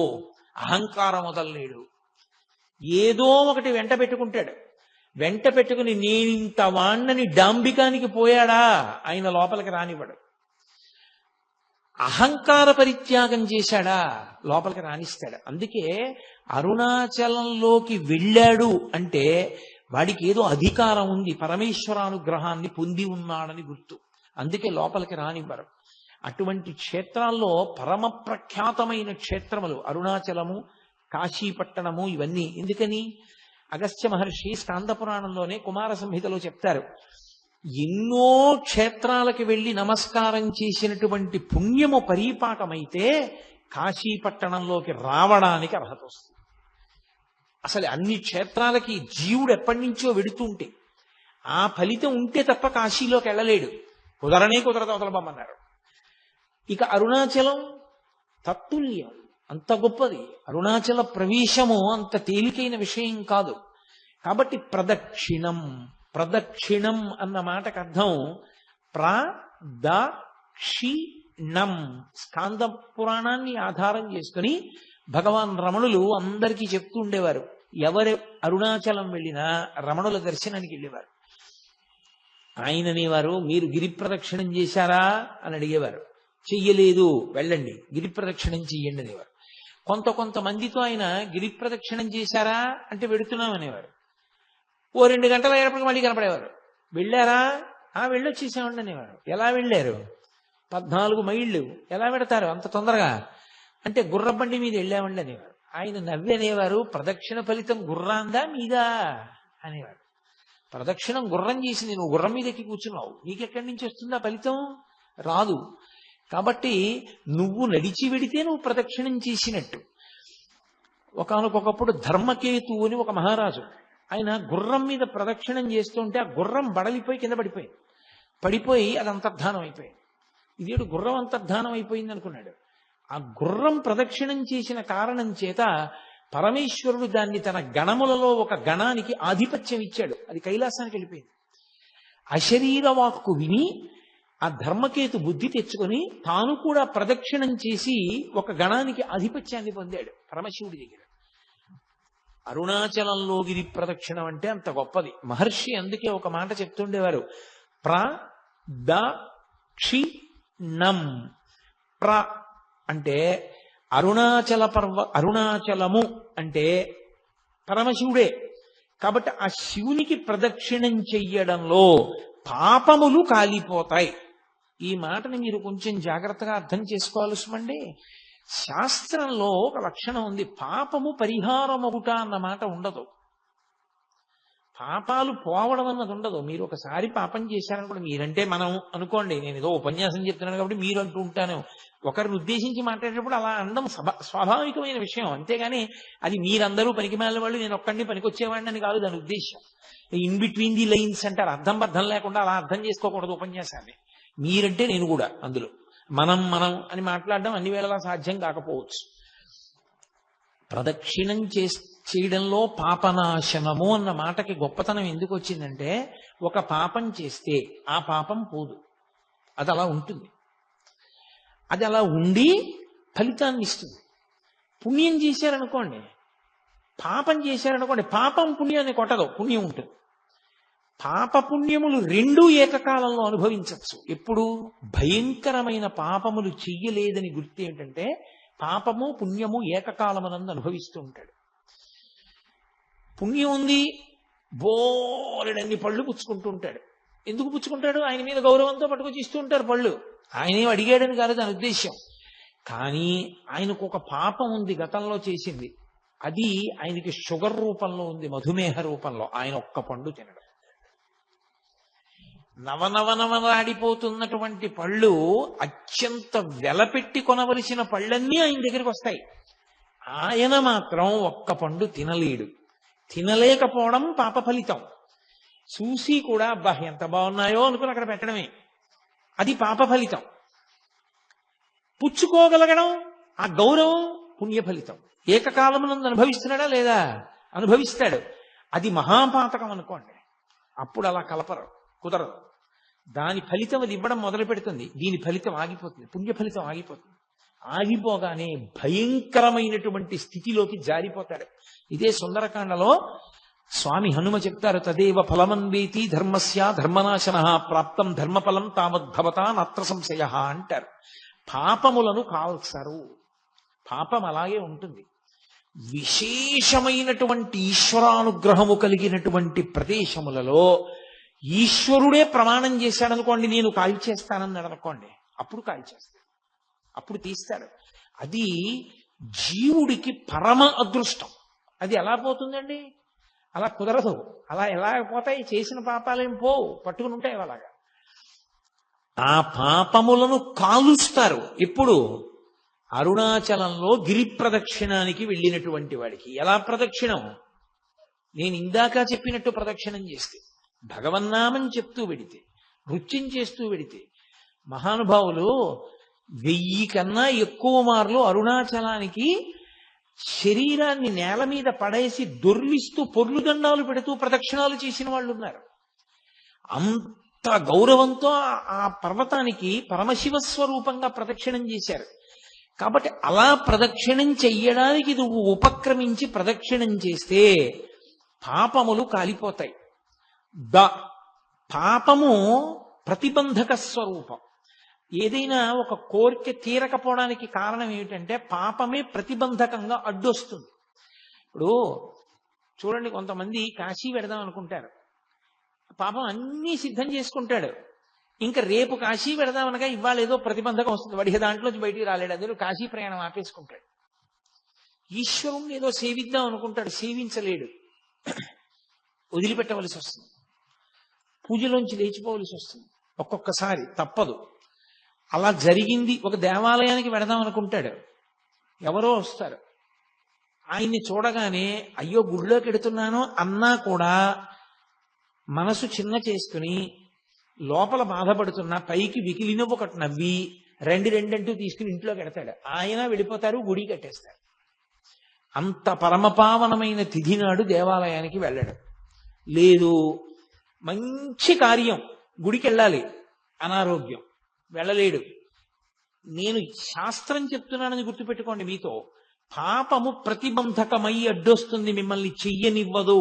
ఆ మంచి పని అడ్డుపడి అప్పటికి మిమ్మల్ని అడ్డుపెట్టి తర్వాత తొలగుతుంది, కానీ కాలం దాటిపోతుంది. కాలం ఆగదుగా, కాలం వెళ్ళిపోతుంది. మీరు ఆ పుణ్యాన్ని సంపాదించుకోలేరు. సంపాదించకుండా అడ్డొస్తూ ఉంటుంది. అడ్డుపడినంత కాలం మీ కోరికలు తీరవు. పుణ్యబలం లేదు కాబట్టి మీ కోరికలు తీరే అవకాశం ఉండదు.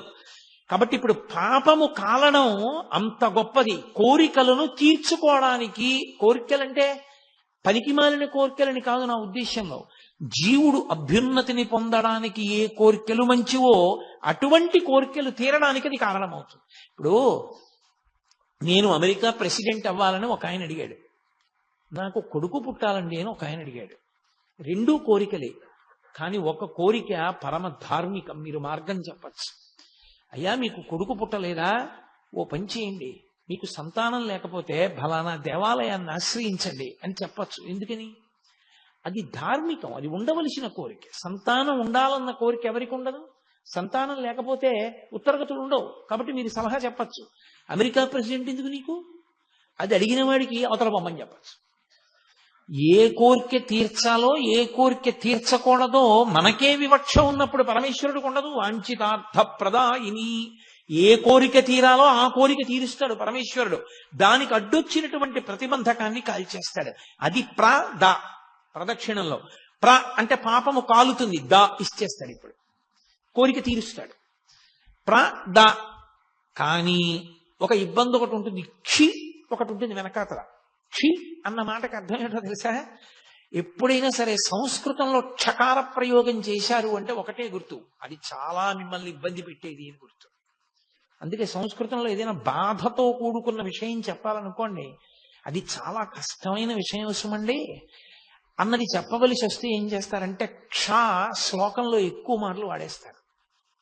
వాడేస్తే మీరు ఆ శ్లోకం చూడగానే చాలా కష్టమైన విషయం ఎవరు అనుభవిస్తున్నారు అని మీరు గుర్తుపడతారన్నమాట.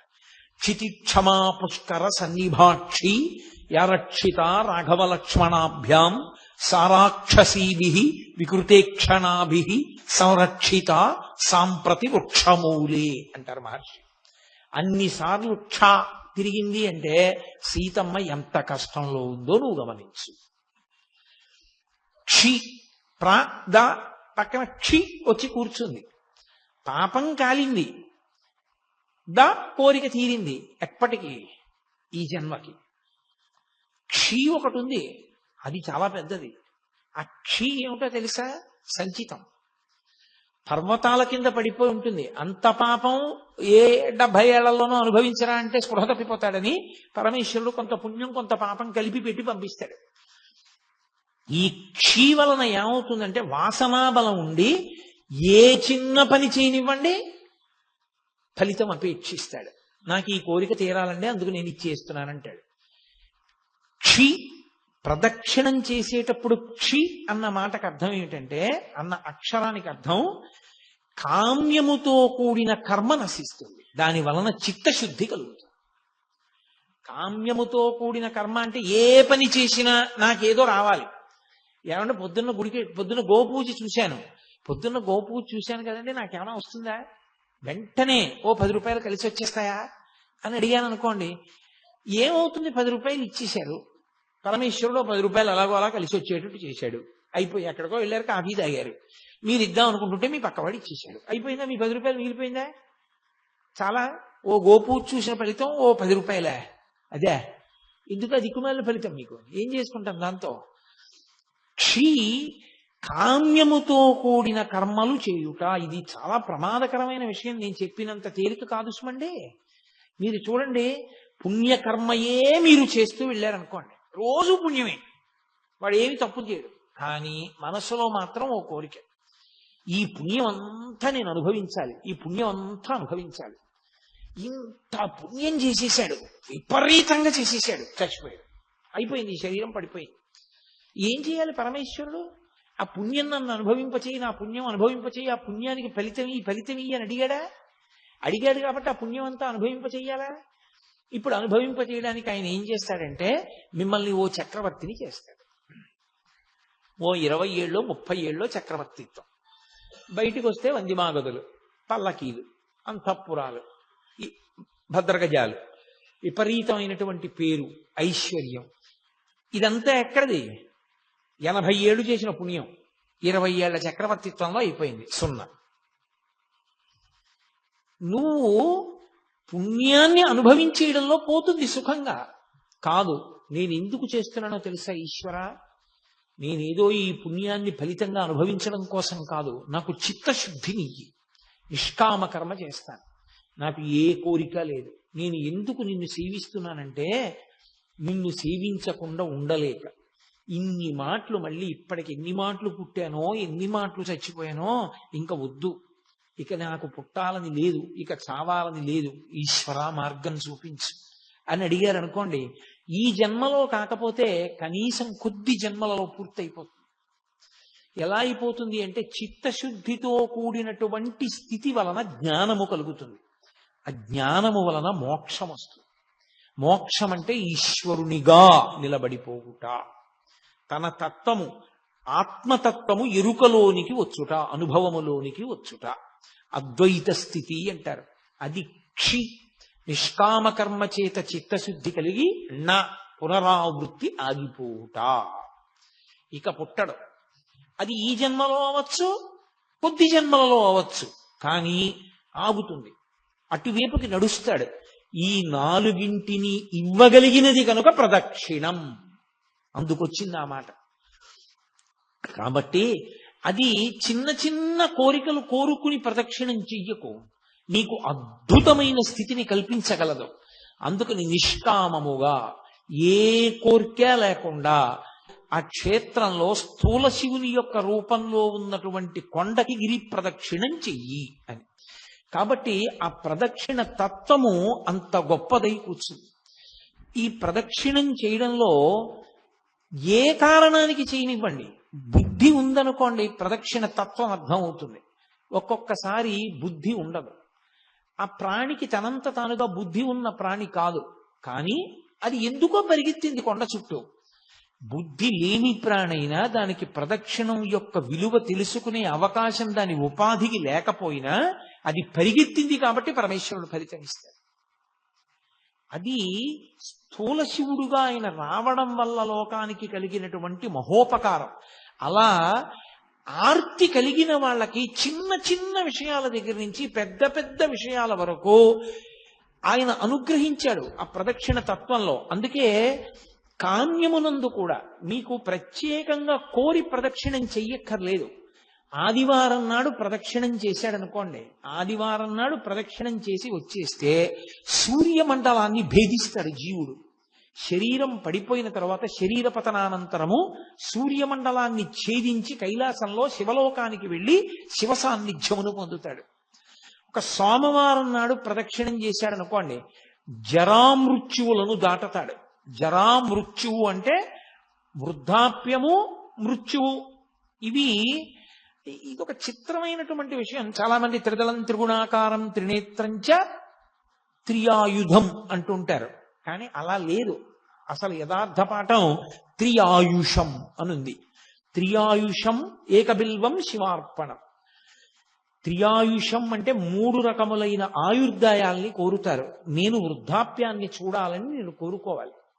బాల్యము, కౌమారము, యవ్వనము దాటి నేను వార్ధక్యాన్ని చూడాలి అని అడగాలి. ఎందుకో తెలుసా? వార్ధక్యాన్ని చూడలేదు అంటే అపమృత్యువు. నా మనవల్ని ఎలా చూస్తాను? నా మనవల్ని చూసేశాను అనుకోండి, నేను నా 2వ తరాన్ని చూసేశాను.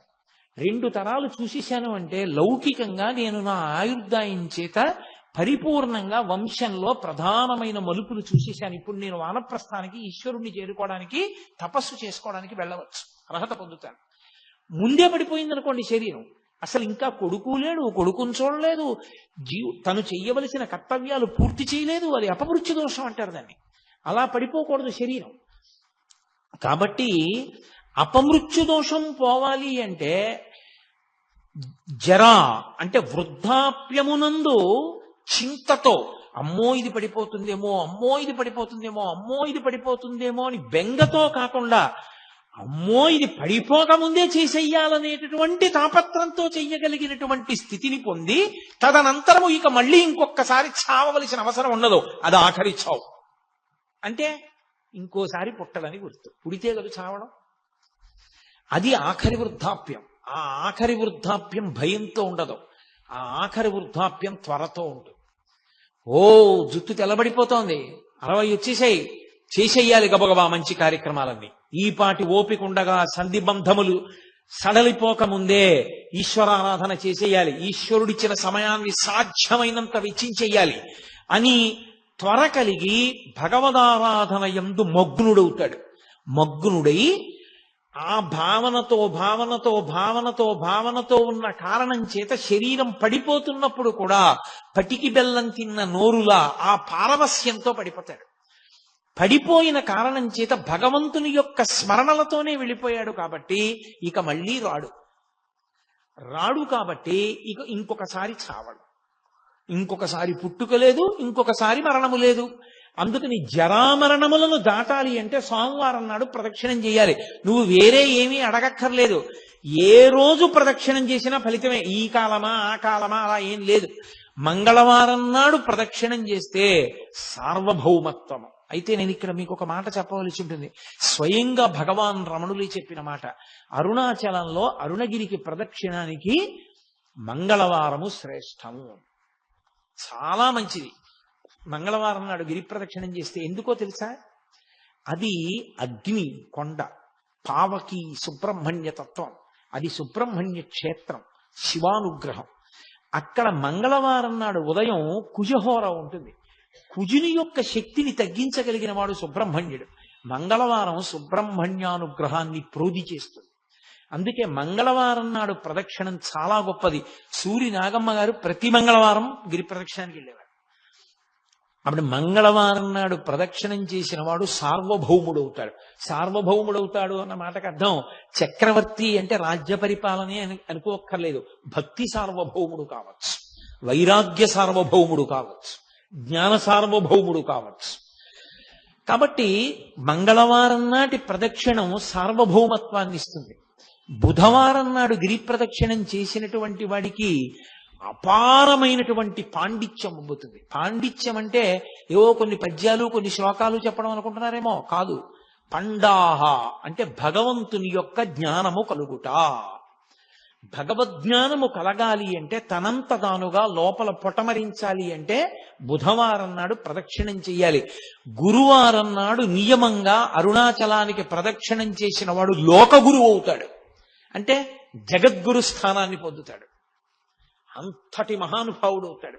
అంటే బహుశః లోకం కోసం పుట్టిన కారణజన్ముడే తప్ప కర్మ అనుభవించడానికి పుట్టిన జన్మ కాదది. అటువంటి స్థితిని పొందుతాడు. శంకర భగవత్పాదులు, ఒక చంద్రశేఖరేంద్ర సరస్వతి మహాస్వామి వారు, ఒక చంద్రశేఖర భారతీ మహాస్వామి వారు, నృసింహ భారతీ మహాస్వామి వారు, వీళ్ళందరినీ జగద్గురువులు అంటారు. ఆ జగద్గురు స్థానాన్ని అలంకరిస్తాడు. అది గురువారం నాడు జరిగేటటువంటి. ఇక శుక్రవారం నాడు అపార సంపత్తి, ఇహమునందు విశేషమైనటువంటి ఐశ్వర్యాన్ని పొంది అంత్యమునందు విష్ణుపథాన్ని పొందుతాడు. విష్ణుపథం అంటే వైకుంఠం, వైకుంఠాన్ని పొందుతాడు. అది శుక్రవార ప్రదక్షిణ.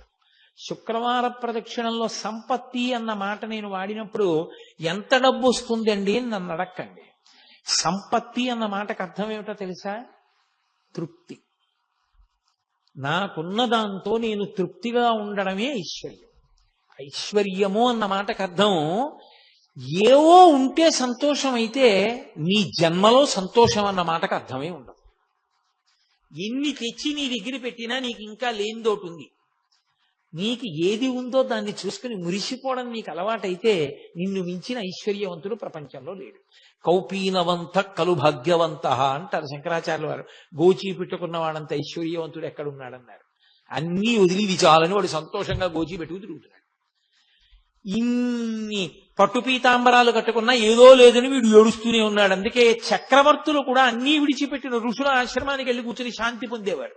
వాళ్ళు అన్ని విడిచిపెట్టి శాంతి పొందారు. అన్ని ఉండి అశాంతిలో వీడుంటాడు. శాంతి ఐశ్వర్యం. అందుకే మనకి సనాతన ధర్మంలో ఏం చేసినా ఓం శాంతి శాంతి శాంతి అని పూర్తి చేస్తారు. శాంతిని మించిన పరమైశ్వర్యం, తృప్తిని మించిన పరమైశ్వర్యం లోకంలో ఇంకోటి లేదు. నాకు ఈశ్వరుడు ఇది ఇవ్వలేదని ఏడిచేవాళ్ళు చాలా మంది ఉంటారు. నాకు ఈశ్వరుడు ఏమివ్వలేదని అడిగేవాడు కోట్ల కోట్ల మందిలో ఒక్కడే ఉంటాడు. అలా అడగగలగాలి అంటే వాడు నిత్యతృప్తుడై ఉండాలి. వాడు బ్రాహ్మణుడు. వాణ్ణి మించిన బ్రాహ్మణుడు లేడు. అందుకే వ్యాసుడు దేవి భాగవతం చెప్తూ పరమేశ్వరుడు కూడా ఎవరి పాదములకు నమస్కరిస్తాడని అడిగాడు. అడిగి సంతోషోహి ద్విజన్మనాం, నాకు ఇది కావాలన్న కోరిక మనసులో లేకుండా, ఎప్పుడు నాకు అసలు ఏం లేదన్న దాని మీద దృష్టి లేకుండా, నాకు ఈశ్వరుడు ఏమివ్వలేదని మురిసిపోయేవాడు ఎవడున్నాడో అటువంటి బ్రాహ్మణుడి పాదములు కడిగి ఆయన పాదములకు నేను నమస్కారం చేస్తానన్నాడు పరమేశ్వరుడు. కాబట్టి యతీనాం భూషణం జ్ఞానం సంతోషోహి ద్విజన్మనాం ఉద్యమం శత్రుహననం భూషణం భూతిమిచ్చతాం అన్నాడు ఆయన.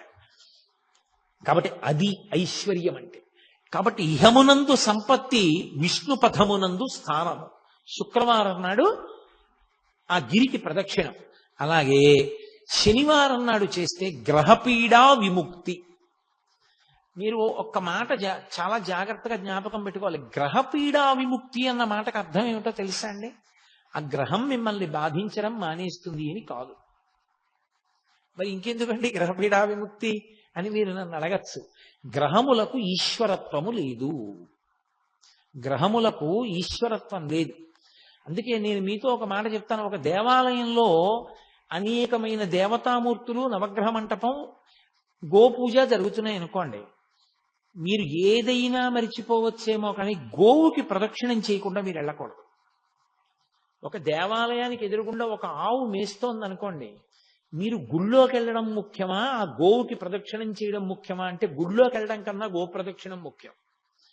మీరు గుళ్ళోకి వెళ్ళి గోవును వదిలేసి వెళ్ళారనుకోండి, ఈశ్వరుడు కూడా అనుగ్రహించారు. గోప్రదక్షిణమే గొప్పది. దిలీప చక్రవర్తి వృత్తాంతం లేదు, గోవును దాటిడితే ఏమయ్యాడు? గోవుకి ప్రదక్షిణం చెయ్యాలి. నవగ్రహ మంటపానికి ప్రదక్షిణ వదిలేశారనుకోండి ఉపద్రవం రాదు. ఎందుకో తెలుసా? గ్రహములకు ఈశ్వరత్వము లేదు. కొంతమంది పొరపాటున శనీశ్వరుడు అంటుంటారు. శనీశ్వరుడు అన్న మాట లేదు. శనైశ్చరుడు. శనైహి చరహ. మెల్లగా మెల్లగా నడుస్తాడు ఆయన. అందుకని ఆయనకి శనైశ్చరుడు తప్ప శనీశ్వరుడు లేదు. అసలు గ్రహములకు ఈశ్వరత్వము లేదు. ఈశ్వరత్వము లేదు అన్న మాటకు అర్థం ఏంటో తెలుసా? ఆయన గుమాస్తాయే కానీ అధికారి కాడు. గుమాస్తా గారు వద్దు ఈయనకి 2 ఎకరాల పొలం ఇవ్వకూడదు అని రాశాడు.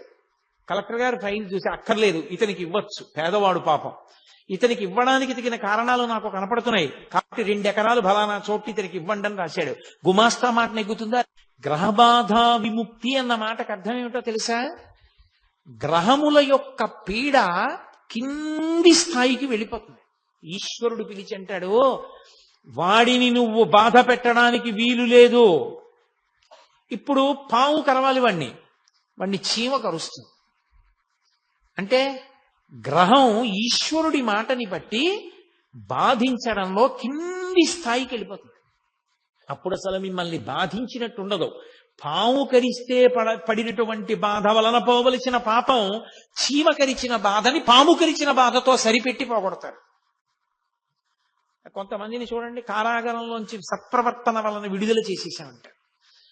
మనం ఎన్నుకున్న ప్రభుత్వానికే అంత అధికారం ఉంటే పరమేశ్వరుడికి గ్రహములను ఆదేశించడానికి అధికారం ఉండదని మీరు ఎలా అనుకుంటున్నారు? అది గ్రహపీడా విముక్తి అంటారు దాన్ని. అది శనివార ప్రదక్షిణం చేత కలుగుతుంది. కాబట్టి అసలు అరుణాచలానికి వెళ్ళి గిరి ప్రదక్షిణం చేసినటువంటి వాడికి పరమశివుడు గౌతమ మహర్షితో చెప్పిన మాట ఏమిటో తెలుసా? వాడికి ఆయనము, రోజు, ఋతువు, తిథి, నక్షత్రము, వారముతో సంబంధము లేదు ఎప్పుడైనా సరే. అయితే ఈశ్వరుని యొక్క అనుగ్రహము కాలమునందు విశేషమైతే ఉత్తరాయణ పుణ్యకాల ప్రవేశము, అలాగే ఒక గ్రహణ సమయమునందు, అలాగే ఒక పౌర్ణమి తిథి ఎందు, అటువంటప్పుడు ప్రదక్షిణం చేస్తే విశేష ఫలితము సంక్రమిస్తుంది. అది ఒక్కసారి చేసిన అనేక పర్యాయములు చేసిన దానితో సమానమవుతుంది. అది కాలమునందు వచ్చేటటువంటి ఫలితం. ఒక్కొక్క దేశము ఒక్కొక్క కాలము విశేష ఫలితాన్ని ఇస్తాయి. ఎందుకని? మీరు కాశీలో చేసినటువంటి అన్నదానానికి కాకినాడలో చేసిన అన్నదానానికి ఖచ్చితంగా తేడా ఉంటుంది. కాశీయే. కాశీ పట్టణంలో అన్నదానంది ఒకడికి మీరు పెట్టిన అన్నం 1,000,000 మందికి పెట్టినట్టు, కాకినాడలో ఒకరికి పెట్టింది ఒకరికి పెట్టినట్టు. స్థలమునందు గౌరవం స్థలమునందు గౌరవమే. మీ ఇల్లే ఉందండి, అన్ని మీరు కట్టుకున్న గదులే. కానీ మీరు కట్టుకున్న గదులే అని మరుగుదొడ్లో అన్నం తింటారా? పూజ గదిలో నిద్రపోతారా? పడుకునే గదిలో పడుకుంటారు, పూజ గదిలో పూజ చేస్తారు, మరుగుదొడ్లో కాలకృత్యాలు తీర్చుకుంటారు. మీరు కట్టుకున్న ఇంట్లోనే మీరన్ని పనులు చేయకుండా ఒక పని ఒక చోటే చేస్తున్నప్పుడు పరమేశ్వరుడి చేత నిర్మింపబడిన భూమి యందు ఒక చోట ప్రత్యేకత ఉంటుందంటే ఆశ్చర్యం ఎందుకు? దాని తేజస్సు దాంది. అందుకే దేశము కాలము. కాబట్టి ఆయా కాలముల యందు గిరి ప్రదక్షిణం విశేష ఫలితాన్ని ఇస్తుంది. నేను మీతో ఒక మాట మనవి చేస్తాను, నా వ్యక్తిగత అనుభవంతో. ఉత్తరాయణ పుణ్యకాల ప్రవేశం చేసినప్పుడు కనుమ పండుగ నాడు మీరు గిరి ప్రదక్షిణం చేస్తే మీరు ఎంత ఆనందాన్ని అనుభవిస్తారు. ఎందుకో తెలుసా? కనుమ పశు పండుగ. అసలు ఆ రోజున ఆవుల్ని, దూడల్ని, గుర్రాల్ని అన్నిటినీ అలంకారం చేస్తారు. చేసి వాటికి పాయసం వండి పెట్టాలి. అసలు మీరు అరుణాచలం వెళ్ళి కనుమ పండుగ నాడు అరుణాచలేశ్వరుడి దేవాలయానికి వెడితే భళ్ళాల మహారాజు గారు నిర్మాణం చేసినటువంటి పెద్ద నంది ఉంది. ఆ పెద్ద నందికి చిన్న నందికి అలంకారం చేస్తారు. అసలు ఎంత అద్భుతంగా ఉంటుందో. ఇక్కడ మనం శాకాంబరి అలంకారం ఎంత గొప్పగా చెప్తామో కనుమ పండుగ నాడు చేసే నందీశ్వర అలంకారం అలా ఉంటుంది. ఎందరో గతంలో కనుమ పండుగ నాడు ప్రదక్షిణం చేస్తుండేవాళ్ళం. ప్రతి ఇంటి ముందు గొబ్బిళ్లే. ఎక్కడ చూసినా ఆవులకి, దూడలకి అంత గొప్ప గొప్ప అలంకారం చేస్తారు. అంత గొప్పగా పాయసాన్నాలు నివేదనం చేస్తారు. ఎంత అద్భుతంగా ఉంటుందో. తిరువణ్ణామలై శ్రీచక్ర స్వరూపం. ఆ కొండ శ్రీచక్రము అని నమ్ముతారు. నమ్మి శాక్తేయులు దానికి ప్రదక్షిణం చేస్తారు. కావ్యకంఠ గణపతి ముని ఆ శివ కోణములు, శక్తి కోణముల చేత అది ఆ కొండ పాదం యొక్క స్వరూపం చేత అది ఆ సాక్షాత్తుగా శ్రీచక్ర స్వరూపమే అని నిర్ధారించారు. ఎవరు ఏ కోణంలో చూస్తారో ఆ కోణంలో కనపడుతుంది ఆ కొండ. అంత గొప్ప కొండ. కాబట్టి అది స్థూల శివుడు. ఆ స్థూల శివుడి ప్రదక్షిణానికి అంత వైభవం ఉంది. గిరి ప్రదక్షిణానికి మీకు గిరి ప్రదక్షిణం ఒక అరుణాచలంలోనే కాదు, చాలా చోట్ల ఉంది. సింహాచలానికి గిరి ప్రదక్షిణ ఉంది, శ్రీకాళహస్తికి గిరి ప్రదక్షిణ ఉంది, అరుణాచలానికి గిరి ప్రదక్షిణ ఉంది. ఇవన్నీ గిరి ప్రదక్షిణాలు ఉన్న క్షేత్రాలే. అరుణాచలంలో గిరి ప్రదక్షిణానికి ప్రత్యేక ప్రాధాన్యత ఉంది. అక్కడ కొండ మీద శివుడు, ఇక్కడ కొండే శివుడు. కొండలో శివుడు దక్షిణామూర్తి. ఊళ్ళో అరుణాచల క్షేత్రమునందు అరుణాచలేశ్వరుడు అగ్నిలింగం. ఇన్ని ఉన్న క్షేత్రం అరుణాచల క్షేత్రం. అక్కడ పూర్వం వజ్రాంగదుడు అని ఒక మహారాజు, ఆయన ఒకానొకప్పుడు ఒక గుర్రం ఎక్కి ఒక పునుగు పిల్లిని తరుగుతున్నాడు. ఆ పునుగు పిల్లి కొండ పాదాల్లోకి వెళ్ళిపోతే ఆయన కొండ పాదాల్లోకి వెళ్ళాడు. అది కొండకి ప్రదక్షిణం చేసింది. ఈయన ప్రదక్షిణం చేస్తున్నాను అనుకోలేదు. ఆ పునుగు పిల్లిని పట్టుకోవడం కోసమని పరిగెత్తాడు ఆ గుర్రం మీద. చాలా దూరం వెళ్ళడంలో ముగ్గురు అలిసిపోయారు. పునుగు పిల్లి అలిసిపోయింది, గుర్రం అలిసిపోయింది, వజ్రాంగదుడు అలిసిపోయాడు. అకస్మాత్తుగా ఆ గుర్రము పునుగు పిల్లి రెండూ పడిపోయి అంతర్ధానం అయిపోయి. వజ్రాంగదుడు కింద పడిపోయి చూస్తున్నాడు ఆ పొదల్లో. ఇదేమిరా, నేను ఎక్కిన గుర్రం అంతర్ధానం అయిపోయింది, పునుగు పిల్లి అంతర్ధానం అయింది. ఇద్దరు విద్యాధరులు ఆకాశంలో కనబడ్డారు. ఎవరు మీరన్నాడు. ఇప్పటి వరకు నువ్వు ఎక్కిన గుర్రాన్ని నేను, ఇప్పటి వరకు నువ్వు తరివిన పునుగు పిల్లిని నేను అంది. మీరిద్దరూ మరి ఎందుకు అలా అయ్యారు, ఇప్పుడు ఎందుకు విద్యాధరులు అయ్యారని అడిగాడు. గత జన్మలో మేమిద్దరము కూడా విద్యాధరులమై హిమాలయ పర్వత ప్రాంతంలో దుర్వాసో మహర్షి ఒక పెద్ద పుష్పవాటిని పెంచి ఆయన అక్కడ తపస్సు చేసుకుంటున్నాడు శాండిల్య వృక్షం కింద కూర్చొని. ఆ శాండిల్య వృక్షం కింద తపస్సు చేసుకుంటూ ఉండగా మేమిద్దరం లోపలికి వెళ్ళాం అని తన పక్కన ఉన్నటువంటి విద్యాధరుణ్ణి పరిచయం చేశాడు. ఈయన పేరు కాంతిశాలి, నా పేరు కళాధరుడు. మేమిద్దరం విద్యాధరులం. ఆ పుష్పవనంలోకి వెళ్ళాం. మంచి సువాసన వస్తోంది.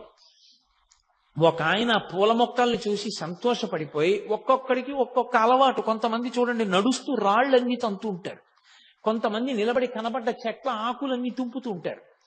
అలా ఆయన పూదోట దగ్గర నించుని భూమి ఆ మట్టినంతటినీ కూడా కాలుతో తంతున్నాడు. ఇంకొక ఆయన గబగబా లోపలికి వెళ్ళి ఆ పువ్వులన్నీ కూడా పువ్వులా కొయ్యాలి. పువ్వుని పువ్వులా కొయ్యడం చేతకాని వాడిని చూస్తే చాలా అసహ్యం వేస్తుంది. ప్రపంచంలో అత్యంత అసహ్యకరమైన పూజ ఏదో తెలుసా?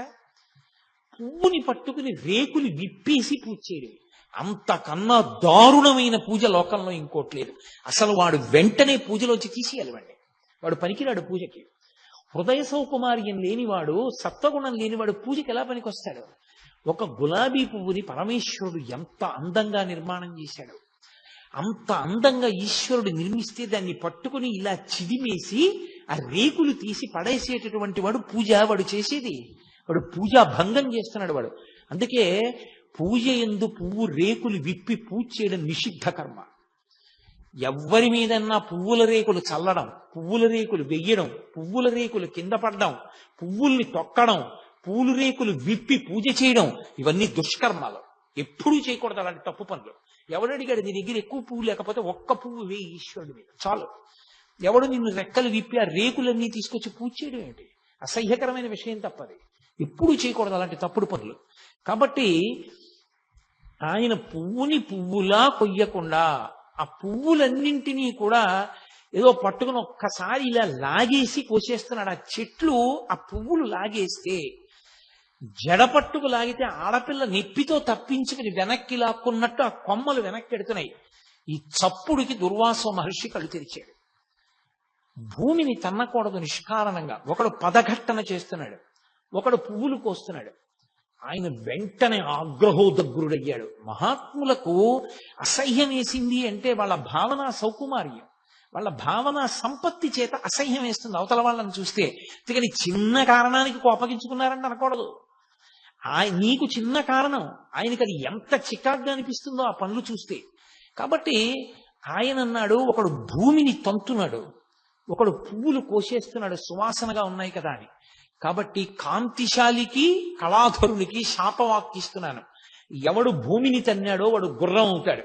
అదే పనిగా చప్పుడు చేస్తూ మనుష్యుల్ని కిచ్చుకు తిరుగుతూ ఉంటాడు. కాబట్టి భూమండలానికి వెళ్ళి గుర్రం అయిపడు అన్నాడు. ఎవడు పువ్వుల్ని దుడుకుగా కోశాడో ఆ పుష్పముల యొక్క సౌరభమునందలి వ్యామోహంతో వాడు కస్తూరి మృగం అవుతాడు.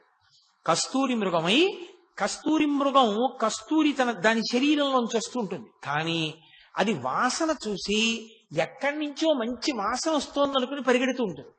ఎక్కడికి వెళ్ళినా వాసన వస్తూ ఉంటుంది, దాని ఒంట్లోదే ఆ కస్తూరి. కానీ అది దాని ఒంట్లోదే ఆ కస్తూరి అని తెలుసుకోలేక పరిగెడుతుంటుంది. అలా పరిగెత్తే కస్తూరి మృగాన్ని అవుతావు.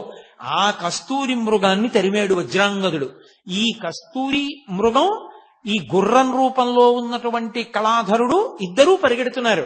వాళ్ళు అడిగారు దుర్వాసో మహర్షిని, మేము అపరాధం చేశాం, మాకు ఎలా శాపావకాశం, ఎలా శాప విమోచనం? ఇప్పుడు బుద్ధి వచ్చింది. ఆయన అన్నాడు, తెలిసో తెలియకో జంతు రూపంలో మృగ రూపంలో ఉంటారు కాబట్టి ప్రదక్షిణం యొక్క గౌరవం మీకు తెలియకపోయినా తెలియక ముట్టుకున్న అగ్ని కాల్చినట్టు, తాగిన పాలు కడుపు నింపినట్టు, నీరు తాగితే దాహం తీరినట్టు, గాలి తగిలితే సుఖంగా ఉన్నట్టు అరుణాచలానికి మీరు ఎప్పుడు ప్రదక్షిణం చేస్తారో అప్పుడు మీ పాపములన్నీ నశించిపోతాయి. నశించిపోయి మీరు మళ్ళీ విద్యాధరులు అవుతారన్నారు. అదిగో ఆ వజ్రాంగదుడెక్కినటువంటి గుర్రం ఆ కస్తూరి మృగాన్ని తరుముతూ రావడంలో ఆ రెండు అలా వెళ్ళినటువంటి కారణం చేత అలిసిపోయి ప్రాణములు విడిచిపెడితే అవి ఆ ప్రదక్షిణ పుణ్యం చేత మళ్ళీ అలా అయ్యాయి, ఈ విద్యాధర స్వరూపాన్ని పొందాయి. ఇది విన్న వజ్రాంగదుడు తెలుసుకున్నాడు, అబ్బాయి ఇంత గొప్పదా ఈ గిరి అని. వ్యామోహం కలగాలి కానీ మనిషిలో మార్పు రావడం ఎంతసేపు అండి? ఒక్క సంఘటన చాలు ఒక మనిషి జీవితం మారిపోవడానికి, ఒక్క మాట చాలు ఒక మనిషి జీవితం మారడానికి, ఒక్క శ్లోకం చాలు, ఒక్క స్తోత్రం చాలు పెద్ద కథ మలుపు తిరిగిపోవడానికి. శ్రీరామాయణం అంతా కలిపి ఎంతలో తిరిగిపోయింది మందర చెప్పిన ఒక్క మాటకి. ఆదిత్య హృదయం చెప్పిన అగస్త్యుడి వల్ల ఎంత రావణ బ్రహ్మ కింద పడిపోయాడు. కాబట్టి ఎంతసేపు పట్టాలి? చూశాడు వజ్రాంగదుడు, ఎందుకు దిక్కుమాలిన ఈ రాజ్యం, ఎందుకు వచ్చిన వైభోగం, ఇంత గొప్ప గిరి, నేను ఇక్కడే ఉండిపోతానని తన రాజ్యానికి వెళ్లి తన కుమారుడైన రత్నాంగదుడికి అవ్వరాజ్య పట్టాభిషేకం చేశాడు. పట్టాభిషేకం చేసి తిరిగి వచ్చేసి తాను ఆ అరుణాచల పర్వతంలోనే ఉండిపోయి అక్కడ తన రాజ్యం నుండి సమస్త సంభారములు తెప్పించి ప్రతి పౌర్ణమి నాడు జ్యోతిని వెలిగించి చక్కగా ఆ కర్పూరంతో కలిసినటువంటి జలముల చేత సుగంధభరితమైనటువంటి పదార్థముల చేత శివలింగానికి అభిషేకం చేస్తూ చందన చిర్చితుణ్ణి చేస్తూ పరమశివుణ్ణి ఆనందంగా జీవితం గడుపుతుంటే అగస్త్య మహర్షి వచ్చి వజ్రాంగదుని యొక్క స్థితిని చూసి మురిసిపోయారు. అబ్బా, నీకు ఎంత భక్తి వచ్చిందిరా, ఎంత మారిపోయావురా నువ్వని. పరమశివుడు ప్రత్యక్షం అయ్యాడు. నువ్వు ఒకానొకప్పుడు ఇంద్రుడవు, కైలాసంలో ఉన్న నా దగ్గరికి వచ్చి అధిక్షేపించావు, ఆ కారణం చేత నువ్వు భూలోకంలోకి వచ్చి మనుష్యునిగా పుట్టావు. కానీ గత జన్మలలో చేసుకున్నటువంటి పుణ్యకర్మ పరిపాకము వలన ఇప్పుడు అరుణాచల వైభవం నీకు తెలిసింది. కాబట్టి ఇక్కడే ఉండి నువ్వు ఇలాగే నన్ను ఆరాధన చేస్తూ ఉండు, నా యందు ఐక్యమవుతావు అన్నాడు. వజ్రాంగదుడు అరుణాచలంలోనే నివాసం ఉండి అరుణాచలంలో ఉన్నటువంటి శివుణ్ణి, అరుణాచలాన్ని, అరుణాచల పర్వతం అనక్కర్లేదు, అరుణాచలం అంటే చాలు, అచలం అంటే పర్వతము. కొంచెం తేలికగా దృష్టిలోకి వెళ్ళడానికి రెండు పర్యాయాలు వాడ్డాను, నిజానికి అలా వాడక్కర్లేదు. కాబట్టి అరుణాచలం యొక్క వైభవాన్ని తెలుసుకున్నవాడై ఆయన ఆ అరుణాచల క్షేత్రమనందు ఈశ్వరారాధన చేసి తుట్టతుదకు పరమేశ్వరుని యందు ఐక్యమైపోయాడు. ఏం చాడ్విక్ అని రమణ మహర్షి దగ్గర శిష్యుడు ఒక ఆయన ఉండేవారు. రమణ మహర్షి ఎవరిని నా శిష్యులని చెప్పలేదు. ఆయన అంతేవాసి, విదేశాల నుంచి వచ్చాడు. ఆ కారణం చేత ఆయన బూట్లు లేకుండా నడవలేడు. ఆయన గిరి ప్రదక్షిణానికి బయలుదేరాడు. ఏమో భగవాన్లు ప్రదక్షిణం చేయమంటారు, ప్రదక్షిణం చేస్తానని బూట్లతో ప్రదక్షిణం చేస్తున్నాడు. బాగా చీకటి పడిపోయింది, కటిక చీకటి. ఆ చీకట్లో ఆయన బూటు తెగిపోయింది. ఆ తెగిపోయిన కారణం చేత ఆయన బూట్ లేకపోతే నడవలేడు. ఆయన చతికిలు పడిపోయి కూర్చుని ఆ పర్వతం వంక చూసి, భగవన్నేమో ఇది పరమశివుడు అంటారు, నాకేమో బూటు తెగిపోయింది, బూటు లేకుండా నడవలేను, కటిక చీకటి, ఏ ఉపద్రవం వస్తుందోనని ఆ పర్వతం వంక చూసి అరుణాచల శివ అరుణాచల శివ అరుణాచల శివ అని అరిచాడు. అంతే. ఆ చెట్లలోంచి ఒక చెప్పులు కుట్టే వ్యక్తి కిందకి దిగొచ్చి, అయ్యా మీ బూటు తెగిపోయిందా, కుట్టేస్తానని బూట్లు కుట్టేసి ఆ కొండలోకి వెళ్ళిపోయాడు. అతను కుడుతున్నంతసేపు, కొండలోకి మళ్ళీ వెళ్ళిపోతున్నంతసేపు చాడ్వికి ఆలోచన రాలా, ఇంత చీకట్లో కొండ మించి ఎవరు దిగుతారు పొదల్లోంచి, చెప్పులు కుట్టేవాడు ఎందుకు వస్తాడు, ఎందుకు చెప్పులు కుడతాడు, ఎందుకు మళ్ళీ పొదల్లోకి ఎడతాడని. అతను వెళ్ళిపోయి కనపడ్డం మానేశాక ఆలోచన వచ్చింది. బూట్లు లేకపోతే నడవలేక నేను నమ్మి పిలిచినందుకు పరమశివుడే వచ్చి నా బూట్లు కుట్టాడు. వెంటనే ఆయన కొండవంక తిరిగి కన్నీళ్లతో నమస్కారం చేశాడు. అలాగే ఒక మహానుభావుడు పంగు యోగి అని, ఆయనకి కాళ్ళు లేవు. కాళ్ళు లేకపోతే ఆయన పిరుదుల మీద డేకుతూ గిరిప్రదక్షిణం చేస్తున్నాడు. ఆ పంచశిఖర దర్శనము అని ఆ పరమేశ్వరుని యొక్క 5 మూర్తులు, పార్వతీదేవి, పరమశివుడు, సుబ్రహ్మణ్యుడు, విఘ్నేశ్వరుడు, నందీశ్వరుడు, పంచశిఖర దర్శనము అని చేస్తారు. ఆ పంచశిఖర దర్శనం దగ్గరికి వెళ్ళేటప్పటికీ ఆయన అక్కడికి వెళ్ళి నమస్కారం చేద్దామని డేకుతున్నాడు. ఎక్కడి నుంచో ముసలాయన వచ్చి ఒక్క తోపు తోశాడు. ఏ అరుణాచలానికి ప్రదక్షిణం చేయడానికి అలా డేకుతూ పిరుదుల మీద వెళ్ళాలా, ఏం నడవలేవా, లేచి నడు అన్నాడు. అని వెళ్ళిపోయాడు అంతే వేగంగా. ఆయన తెల్లబోయి చూసి నేను నడవడమా అనుకుని పైకి లేచాడు. ఆయన కాళ్ళు వచ్చేసి ఆయన గిరి ప్రదక్షిణం చేశాడు. అలాగే మహానుభావుడు ఒక దొరగారు ఒక ఆయనకి గిరి ప్రదక్షిణం చేస్తున్నప్పుడు కాళ్ళు లేని వాడికి కాళ్ళు వచ్చాయి ఒకప్పుడు. ఆ భక్తి చేత పరమేశ్వరానుగ్రహంగా పొందారు. గిరి ప్రదక్షిణం చేసిన అందరికీ వస్తాయా అంటే, ఆ శక్తి, ఆ భక్తి నీకు ఆ ధృతి ఉన్ననాడు ఫలిస్తుంది. కాబట్టి ఆ గిరి ప్రదక్షిణం ఎన్ని విశేషాలను నిరూపణం చేసి చూపించింది. అంత గొప్ప ప్రదక్షిణం ఆ గిరి ప్రదక్షిణం. అసలు అరుణాచలం ప్రవేశించడం ఒకెత్తైతే, ఆ అరుణాచలానికి ప్రదక్షిణం చెయ్యడం జీవితంలో మహత్భాగ్యం. అందున పరమశివనామం చెప్పుకుంటూ ఆ గిరి ప్రదక్షిణం చెయ్యడం అంటే అదొక గొప్ప అదృష్టం. నాకు ఒక్కటి జ్ఞాపకం వస్తుంది, ఈశ్వరానుగ్రహము తప్ప అది నా వలన సాధ్యమయ్యే విషయమా? ఎప్పుడు అరుణాచలం వెళ్ళినా నిజంగా అన్ని వందల మందితో ఆ డప్పులు డోళ్ళు వాయించుకుంటూ ఆ శివనామం చెప్పుకుంటూ బృందాలుగా అంత సంతోషంగా రాత్రి వేళ గిరి ప్రదక్షిణం చేసి తెల్లవారుజాము వేళటికి మేము ఉన్నటువంటి విడిదికి వచ్చి పడుకుని తెల్లవారేటప్పటికి అబ్బే మాకేమీ అలసట్లేదు గురువుగారు అని అందరూ లేచిపోతే మళ్ళీ సంతోషంగా తిరుగుతుంటే ఎంత ఆనందంగా గడిపే వాళ్ళము. గిరి ప్రదక్షిణానికి ఒక లక్షణం ఉంది. మీరు ఎప్పుడైనా గిరి ప్రదక్షిణానికి బయలుదేరే ముందు ఎవరితోనైనా 14 మైళ్ళు నడవాలి అని చెప్పారనుకోండి, అమ్మో నడవగలనంటారా, చెప్పులు వేసుకోవచ్చా అండి అని అడుగుతారు. చెప్పులు వేసుకోకుండా ఉండడం మంచిది. గుళ్ళో ప్రదక్షిణానికి చెప్పులు వేసుకుంటావా అన్నారనుకోండి, అమ్మో చెప్పులు వేసుకోకుండా నడవడమే ఎందుకైనా మంచిది, వెనక నుంచి ఓ కారో ఏదో నడిపించుకుంటూ వస్తాం అంటారు. నిజంగా గిరి ప్రదక్షిణానికి బయలుదేరిన వాడు ఏ అలసట లేకుండా గిరి ప్రదక్షిణం పూర్తి చేసేస్తాడు. పరమ సంతోషంగా పూర్తి చేస్తాడు. ఒక్క కాలే సరిగా ఉండి రెండవ కాలు తోటకూర కాడలా వేలాడిపోయినటువంటి వ్యక్తులు, గట్టిగా 1 మైలు దూరం నడవలేనటువంటి వాళ్ళు కాలు కింద పెట్టి 1 కిలోమీటర్ దూరం లేనటువంటి ఆఫీస్కి ఏదో ఒక వాహనం లేకుండా వెళ్ళలేని వాళ్ళు, నా జీవితంలో నేను 3-4 పర్యాయాలు చూసా వాహనం ఎక్కకుండా 14 మైళ్ళు అటువంటి వాళ్ళు ప్రదక్షిణం చేయడం. అందరికన్నా ముందు నడుస్తూ చేశారు కూడా వాళ్ళు. అది ఆ అరుణాచలేశ్వరుడి అనుగ్రహం, వాళ్ళ యొక్క భక్తి తీవ్రత. ఆ భక్తి వాళ్ళని నడిపిస్తుంది. ఆ చంద్రశేఖరేంద్ర సరస్వతి మహాస్వామి తరచుగా చెప్తూ ఉండేవారు, అరుణాచలానికి ప్రదక్షిణం చేయి నీకు ఆరోగ్యం చేకూరుతుంది అనేవారు. అవన్నీ ఓషధులు. ఆ ఓషధుల నుంచి వచ్చేటటువంటి గాలి చేత ఎంత గొప్ప సువాసనం. ఇంకా ఇప్పుడు ఆ గిరి ప్రదక్షిణం చేసేటప్పుడు చాలా వాహనాలు పెరిగిపోయాయి. ఇన్ని వాహనాలు ఇప్పుడు ఎక్కువైపోయాయి. ఎంతో ఉబ్బిడిగా నడవలసి వస్తోంది. కానీ ఆ ఉత్తరలింగాన్ని దాటిపోయిన తర్వాత మళ్ళీ ఆ పెద్ద రోడ్డు వచ్చేసిందో, ఈశాన్యలింగం వైపుకి వెళ్ళే రోడ్డు, అక్కడి నుంచి ఇంకా మళ్ళీ చాలా ఒళ్ళు దిగిరి పెట్టుకుని నడవాలి. పూర్వం అలా కాదు. నేను ప్రారంభంలో అరుణాచలానికి వెళ్ళిన రోజుల్లో అసలు ఎక్కడా ఒక్కటి కనపడేది కాదు. కటిక చీకట్లో నడిచి వెడుతూ ఉంటే ఒక దేవాలయం దగ్గర బయలుదేరినప్పుడు ఆ దేవాలయం నుంచి ఇంకో దేవాలయం వరకు కుక్క వచ్చేది సాయం. అది ఏమి విచిత్రమో తెలియదు. నేను మొన్న ప్రదక్షిణం చేసినప్పుడు కూడా అలాగే వచ్చేది.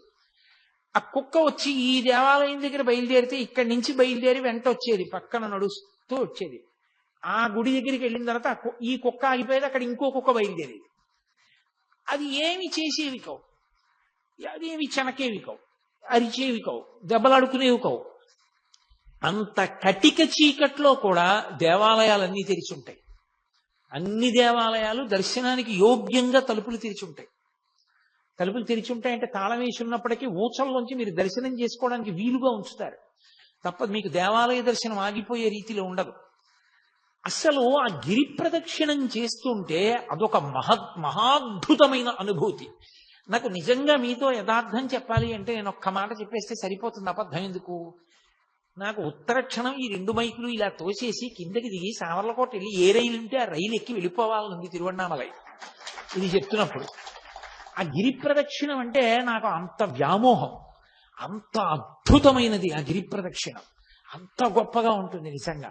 అది అందున తెల్లవారుజాము సమయంలో ప్రదక్షిణం చేస్తే ఆ లేత సూర్యకిరణాలు పడుతున్నప్పుడు చూడాలి. ఆ కొండ ఒక్కొక్క చోట ఒక్కొక్కలా ప్రకాశిస్తూ ఉంటుంది. ఆ లేలేత సూర్యకిరణాల్లో ప్రదక్షిణం చేస్తూ వెడుతుంటే మనం చెయ్యగలిగిన ధర్మకార్యం చేస్తూ భగవన్నామని చెప్తూ కూర్చుంటూ లేస్తూ తిరుగుతుంటే ఎంత ఆనందంగా ఉంటుందో నిజంగా గిరి ప్రదక్షిణం. పిల్లలతో పెద్దవాళ్లతో అందరం కలిసి నిజంగా యాత్ర అంటే కొన్ని వందల మంది బయలుదేరి ఆ డప్పులు కొట్టుకుంటూ భజనలు చేసుకుంటూ నాట్యం చేసుకుంటూ పాటలు పాడుకుంటూ ఎక్కడెక్కడ దేవాలయంలో కూర్చుని ఆ దేవాలయ వైభవం చెప్పుకుంటూ స్తోత్రాలు చేసుకుంటూ గిరి ప్రదక్షిణం చేస్తూ ఆ గిరి వైభవం చెప్పుకుంటూ నడుస్తుంటే అబ్బా ఎంత సంతోషంగా ఉంటుందో. అదేం కష్టం అనిపించదు. అయిపోయిందా అప్పుడే, మళ్ళీ అప్పటికో నా జన్మలో ఈ గిరి ప్రదక్షిణం అనిపిస్తుంది. అంత సంతోషదాయకమైన విషయం. ఆ గిరి ప్రదక్షిణం చేసేటప్పుడు మనం సాధారణంగా అరుణాచలంలో గిరి ప్రదక్షిణం చేసేటటువంటి వారు ఆగ్నేయలింగం ఉన్నటువంటి స్థానం, అంటే ఆగ్నేయలింగమే అరుణలింగం కదా, అదే అగ్నిస్థానం, అగ్నిలింగం. కాబట్టి ఆ అగ్నిలింగం ఉన్నటువంటి ప్రదేశం దగ్గరే ఆ పక్కనే రమణ మహర్షి యొక్క ఆశ్రమం.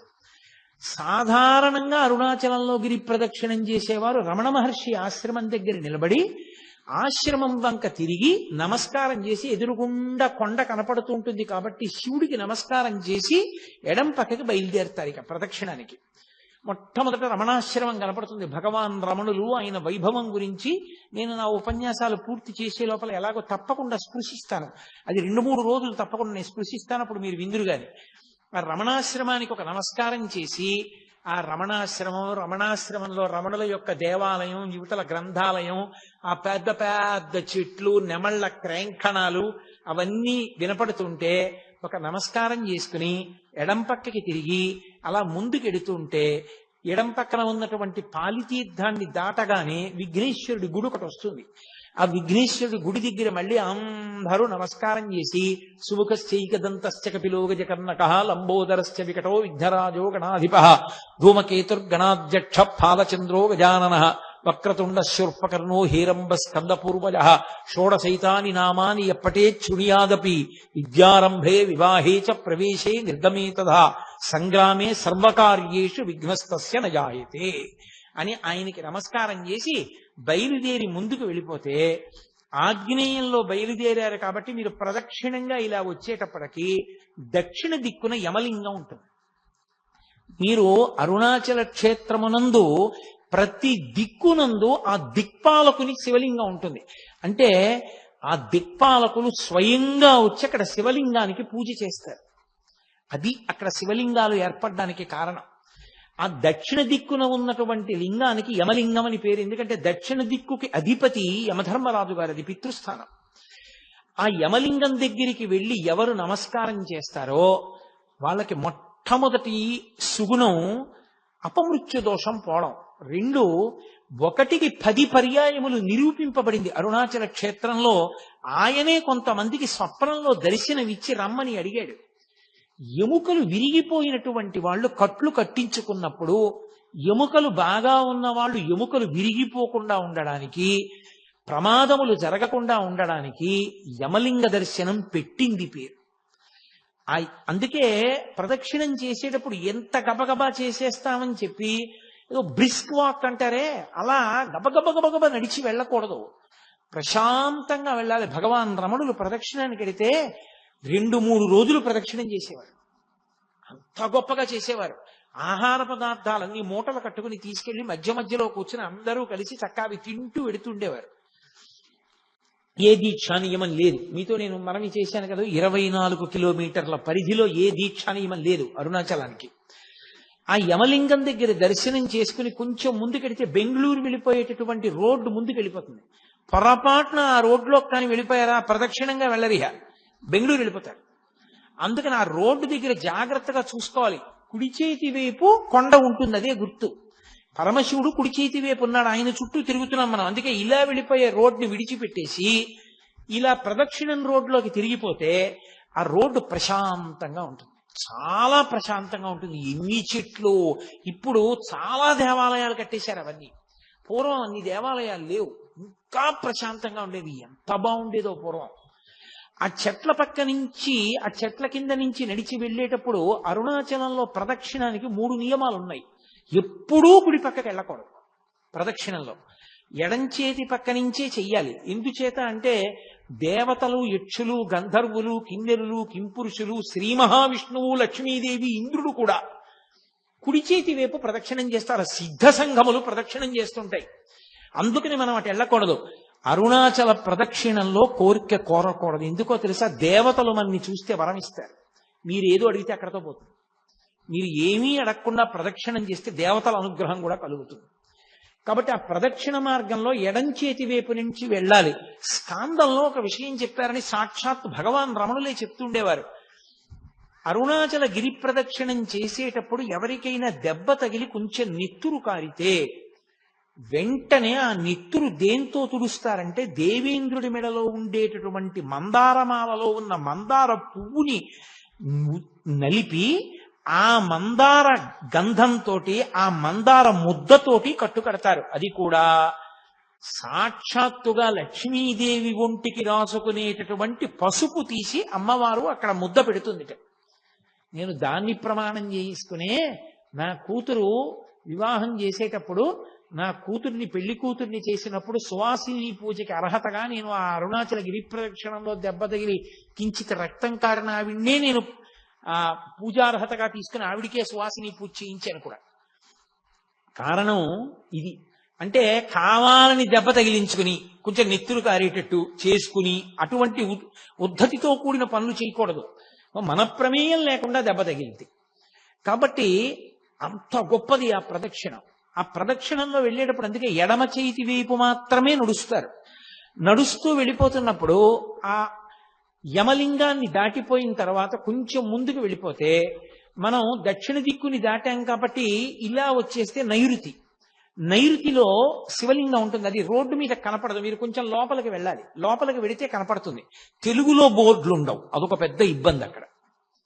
మీకు తేలికగా పట్టుకోవడానికి మార్గం అంటే వెళ్ళని వాళ్ళ సౌకర్యం కోసం నేను ఈ మాట కలుపుతున్నాను. ర్యాంకో సిమెంట్ అని ఎక్కడైనా కనపడితే అక్కడ లింగం ఉందని గుర్తు ఆగాలి మీరు. వాళ్ళ బోర్డ్స్ ఉంటాయి శివలింగం బొమ్మేసి. అప్పుడు భాష రాకపోయినా మీరు గుర్తు పట్టచ్చు. కొంతమంది వెళ్ళి వస్తూ ఉంటారు, అప్పుడు దాన్ని బట్టి మీరు వెళ్ళచ్చు. కొన్ని చోట్ల అదృష్టం బాగుండి ఇంగ్లీష్లో బోర్డు పెట్టారు. ఒక్కొక్కరి పిచ్చి ఎంతమందికి ప్రాణ సంకటమో అర్థం చేసుకోరు, ఏం చేస్తాం. కాబట్టి అదిగో ఆ నైరుతి లింగం తపోస్థానం. అక్కడ మనసు తొందరగా నిలబడుతుంది. శ్రీశైల పర్వత గుహలో ఎలా నిలబడుతుందో నైరుతి లింగం దగ్గర మనసు అలా నిలబడుతుంది. అంత గొప్ప తపోభూములు అవి. ఆ నైరుతి లింగం దగ్గర కావ్యకంఠ గణపతి ముని కూర్చుని తపస్సు చేశారు. ఆ నైరుతి లింగాన్ని దర్శనం చేసుకుని అలా ముందుకి వెళ్ళిపోతూ ఉంటే కేవలం 8 దిక్కులలో ఉన్న లింగాలే కాకుండా సూర్యలింగం, చంద్రలింగం కూడా కనపడతాయి మీకు. ఈ సూర్యలింగం, చంద్రలింగం కాకుండా నైరుతిని దాటిపోయిన తర్వాత పశ్చిమలింగం. ఆ పశ్చిమలింగమే ఆది అన్నామలై. అది ప్రదక్షిణం రోడ్లో ఉండదు. ప్రదక్షిణం రోడ్లోంచి మీరు మళ్ళీ కొండ వైపుకి ముందుకు రావాలి. అంటే పశ్చిమ దిక్కుకు వెళ్ళి తూర్పు దిక్కుగా ముందుకొస్తే కొండకి దగ్గరలోనే చాలా పెద్ద దేవాలయం ఉంటుంది. ఆది అన్నామలై అని, అది బ్రహ్మగారు ప్రతిష్ఠ చేశారు. ఆ ఆది అన్నామలైలో మీరు ప్రదక్షిణం చేసేటప్పుడు జాగ్రత్తగా గమనించాలి. అక్కడ మీకు బహుబిల్వ వృక్షం కనబడుతుంది. బహుబిల్వం ఆంధ్రదేశంలో మీకు వెంకటాచల దర్శనానికి వెళ్ళినప్పుడు కపిల తీర్థంలో ఉంది. మళ్ళీ శ్రీశైల క్షేత్రానికి వెళ్ళినప్పుడు హాటకేశ్వరంలో ఉంది. మళ్ళీ తిరువణ్ణామలై వెళ్ళినప్పుడు ఆది అన్నామలైలో ఉంది. ఇంకా ఎన్నో చోట్ల ఉండొచ్చు. నేను ప్రముఖంగా వెళ్ళే ప్రదేశాలు చెప్తున్నాను. కాబట్టి ఆ ఆది అన్నామలైలో బహుబిల్వాన్ని మీరు తప్పకుండా చూడాలి. బహుబిల్వం అంటే కేవలం 3 ఆకులతో ఉండదు. ఒక పెద్ద దళం ఉండి 5 దళాలు ఒకే దళానికి ఉంటాయి. 5 మూడేసి ఆకులు ఉన్న దళాలు ఒకే దళాన్ని అంటిపెట్టుకుని ఉంటాయి. ఇలాగా అది బహుబిల్వ దళం అంటారు. ద్రవిడ దేశంలో దాంతో శివుణ్ణి ఆరాధన చేస్తారు. విశేష ఫలితం. ఆ బహుబిల్వ వృక్షం పెద్ద వృక్షం ఉంటుంది. అద్భుతమైన దేవాలయం ఆది అన్నామలై. అక్కడ కూర్చుంటేనే భగవాన్ రమణులకు కువలయ యోగి అని ఒక యోగి, ఆ యోగికి ఆ అరుణాచలంలోంచి బ్రహ్మాండమైనటువంటి ఓంకారనాదాలు వినపడేవి. ఆ ఆది అన్నామలై దగ్గర నుంచి మళ్ళీ దాటి ముందుకు వెళ్ళిపోతుంటే భగవాన్ బ్రిడ్జ్ అని ఉంటుంది. భగవాన్ బ్రిడ్జ్ అంటే రమణ మహర్షి ప్రదక్షిణం చేసేటప్పుడు తన అంత్యవాసులందరితో కలిపి ఆ బ్రిడ్జ్ మీద కూర్చుని మళ్ళీ అరుణాచల వైభవం గురించి అవి కొన్ని మాటలు చెప్తూ ఉండేవారు. అందుకని దానికి భగవాన్స్ బ్రిడ్జ్ అని పేరు. అక్కడ ఆగి కొంచెం ముందుకు వెడితే అక్కడ మనకి మనం ఆగ్నేయంలో బయలుదేరి దక్షిణానికి వచ్చి, దక్షిణాన్ని నుంచి నైరుతికి వచ్చి, నైరుతి నుంచి పశ్చిమానికి వెళ్ళి, పశ్చిమాన్ని నుంచి ఇలా వస్తే వాయవ్యం, వాయవ్యలింగం ఉంటుంది. ఆ వాయులింగాన్ని దర్శనం చేసేటప్పుడే మీకు ఒక గమ్మత్తు ఉంటుంది. ప్రదక్షిణం ఎడంచేతి వీంపు నుంచి వెడుతూ ఇలా కుడి పక్కకొస్తే, కొండ పాదం వేపుకొస్తే అక్కడే పంచశిఖర దర్శనము అని ఉంటుంది. ఆ పంచశిఖర దర్శనం చేసినప్పుడు 5 శిఖరములు కనపడతాయి. అవి పంచభూతములు అంటారు. అవే ఇందాక నేను మనవి చేసినట్టుగా పార్వతీ పరమేశ్వర వినాయక సుబ్రహ్మణ్య నందీశ్వరులు 5 శిఖరములుగా ఉన్నారు అంటారు. 5 శిఖరములు చక్కగా వరుస క్రమంలో కూర్చున్నట్లు కనపడతాయి. మీరు రాత్రి ప్రదక్షిణం చేస్తుంటే ఎంత అర్ధరాత్రి వెళ్ళండి, అక్కడ ఉన్న 2 సమాధులు ఉన్నాయి. అక్కడ అవి మహాభక్తులైనటువంటి వారివి. అక్కడికి దగ్గరలో ఉన్న చోట ఒక వ్యక్తి తిరుగుతూ ఉంటాడు. మీరు ఆయన్ని జాగ్రత్తగా గమనించి పిలిచి అడిగితే ఒక పావలా కాసు కూడా ఎవ్వరు అడగరు మిమ్మల్ని. ఆ ప్రదక్షిణం చేసేటప్పుడు ఏ గుళ్ళో ఎవ్వరూ అడగరు. ఆయన అరుణాచలం వైపుకి తిరిగి, ఆ పంచశిఖరముల వైపుకి తిరిగి శంఖాన్ని పూరిస్తాడు. మీరు విని తీరాల శంఖనాదం అలా పూరిస్తాడు ఆయన. నేను ఎప్పుడు గిరి ప్రదక్షిణం చేసినా ఆయన కోసం వెతుకుతూ ఉంటాను. ఆయన ఎప్పుడు అక్కడ శంఖాలు ఉంటే ఆయన్ని పిలిచి, అయ్యా ఒక్కసారి శంఖం పూరించరా అని అడిగితే మీరేమైనా ఇస్తారని కూడా ఆయన చూడండి. అసలు వెంటనే శంఖం పట్టుకొచ్చి అటు తిరిగి చేస్తాడు. రాత్రి వేళ ప్రదక్షిణం చేస్తున్నప్పుడు ఆ శంఖధ్వని వినపడుతుంటే, ఆ శిఖరాల వంక చూస్తుంటే ఒళ్ళు గగుర్పాటు చెందుతుంది. అలా ఉంటుంది. మోక్షద్వారము అంటుంటారు, అది మునిద్వారం అని. అందులోంచి బయటికి వచ్చి చూడాలి ఆ పంచశిఖరాల్ని అంటారు. వాయవ్యలింగాన్ని దాటితే ఉత్తరలింగం, కుబేరలింగం అంటారు దాన్ని. అది కుబేరుడు పూజ చేసేటటువంటి స్థానం. ఈ స్థానముల యందు పూజ చేయడం వల్ల, మీరు దర్శనం చేయడం వల్ల వచ్చే ఫలితం ఏమిటంటే, మనకి మహదాశీర్వచనం చేస్తారు. పూర్వ దిగ్భాగే ఇంద్రో దేవత ఇంద్రప్రసాదాత్ రాజ్యాభివర్ధనమశ్నుతే అని. పూర్వ దిక్కుకి ఇంద్రుడు అధిపతి. ఆ ఇంద్రలింగం అది దర్శనం చేస్తే రాజ్యాభివృద్ధి అంటే ఉద్యోగం వృద్ధిలోకి వస్తుంది. చక్కగా సంతోషంగా ఉంటాడు. పశ్చిమలింగాన్ని దర్శనం చేశారనుకోండి, పశ్చిమంలో ఉన్నటువంటి వరుణలింగాన్ని దర్శనం చేసినటువంటి కారణం చేత పుత్రపౌత్రాభివర్ధనమశ్నుతే, పుత్రపౌత్రాభివృద్ధి కలుగుతుంది. ఉత్తర దిక్కున కుబేరలింగాన్ని దర్శనం చేస్తే అది కుబేరుడు పూజించే లింగం కాబట్టి ఐశ్వర్య సమృద్ధి. కుబేరలింగం కుబేరలింగంలాగే ఉంటుంది. అది రోడ్డు నుంచి లోపలకు కనపడుతూ ఉంటుంది. లోపలికి వెళ్ళి చూస్తే అబ్బో ఎంత దీదీప్యమానంగా ఉంటుందో అసలు ఆ శివలింగం. ప్రదక్షిణం చేసి కొంతసేపు చక్కగా అక్కడ అరుగుల్లో ఉంటాయి, బాగా పెద్ద అరుగులు. వాటన్నిటి మీద కూర్చుని కాసేపు భజన చేసుకోవచ్చు. ఆ ఉత్తరలింగాన్ని దాటి కుబేరలింగాన్ని దాటి కొంచెం ముందుకు వచ్చేస్తే అక్కడ మళ్ళీ రోడ్డు 2 కింద విడిపోతుంది. అక్కడి నుంచి మళ్ళీ జాగ్రత్తగా కొంచెం ముందుకి నడిచి వెడితే ఈశాన్యలింగం కనపడుతుంది. అసలు నిజంగా ఈశాన్యలింగమే. ఈశాన సర్వ విద్యానాం ఈశ్వర సర్వభూతానాం బ్రహ్మాధిపతి బ్రహ్మణోధిపతి బ్రహ్మా శివో మే అస్తు సదాశివోం అని సదాశివుడు. ఆయనకి ఎప్పుడూ కోపం ఉండదు, కోపం నటిస్తాడంతే ఆయన ఎప్పుడైనా. అటువంటి సదాశివ స్థానము ఈశానలింగము. దానికి కొంచెం కిందకి దిగాలి గుళ్ళో. అసలు నిజంగా 2 కళ్ళు సరిపోవు. నేను ఇప్పుడు మీతో ఉపన్యాసం చెప్తున్నాను కానీ నాకు మనసులో ఆ శివలింగాలన్నీ కనపడుతుంటే ఎంత పరవశించిపోతున్నానో నేను. ఆ ఈశాన్యలింగం మెట్లు దిగి చక్కగా మీరు ఆ మెట్ల మీద కూర్చున్నా సరే ఎదురుగుండా కనపడుతుంటుంది.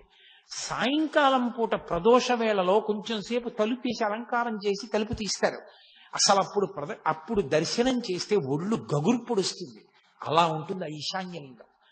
ఈశాన్యలింగ దర్శనం చేసి తిరిగి వచ్చేస్తే మళ్ళీ ఆగ్నేయం దగ్గరికి వచ్చేటప్పటికి కొంచెం సందులోకి వెళ్ళాలి, పైకి కనపడదు.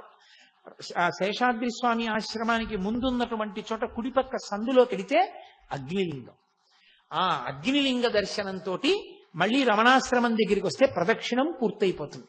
ఈ ప్రదక్షిణ మార్గంలోనే వాయవ్యలింగం దాటుతున్నప్పుడు మనకి మాణిక్యవాచకర్ల మఠం కనపడుతుంది. ఆది అన్నామలై దేవాలయంలో ఇప్పటికీ శైవంలో నాయనార్లలో ప్రముఖ స్థానం వహించినటువంటి మహాపురుషులు అప్పర్, మాణిక్యవాచకర్, జ్ఞాన సంబంధర్ ముగ్గురి యొక్క మూర్తులు మీకు ఆ దేవాలయంలో కనపడతాయి.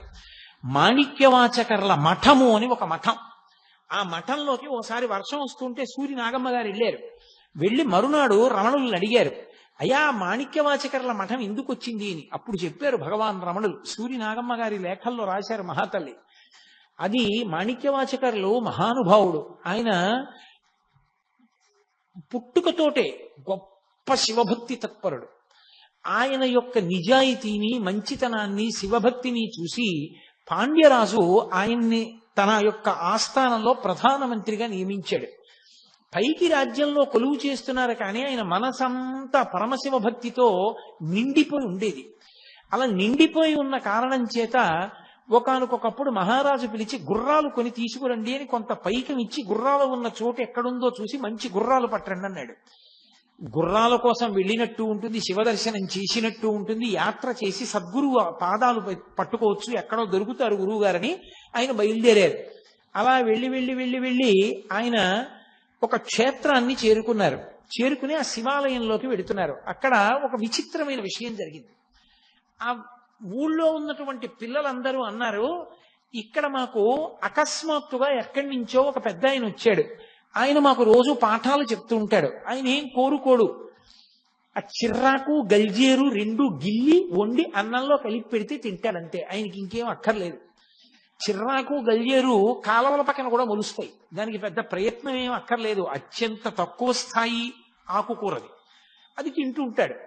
అంటే ఆయన వెతుక్కుంటూ ఆ గుడికి ప్రదక్షిణం చేస్తూ వెళ్ళేటప్పటికీ కృంద వృక్షం కింద దక్షిణామూర్తి కూర్చున్నట్టుగా కూర్చుని ఉన్నాడు ఒక ఆయన.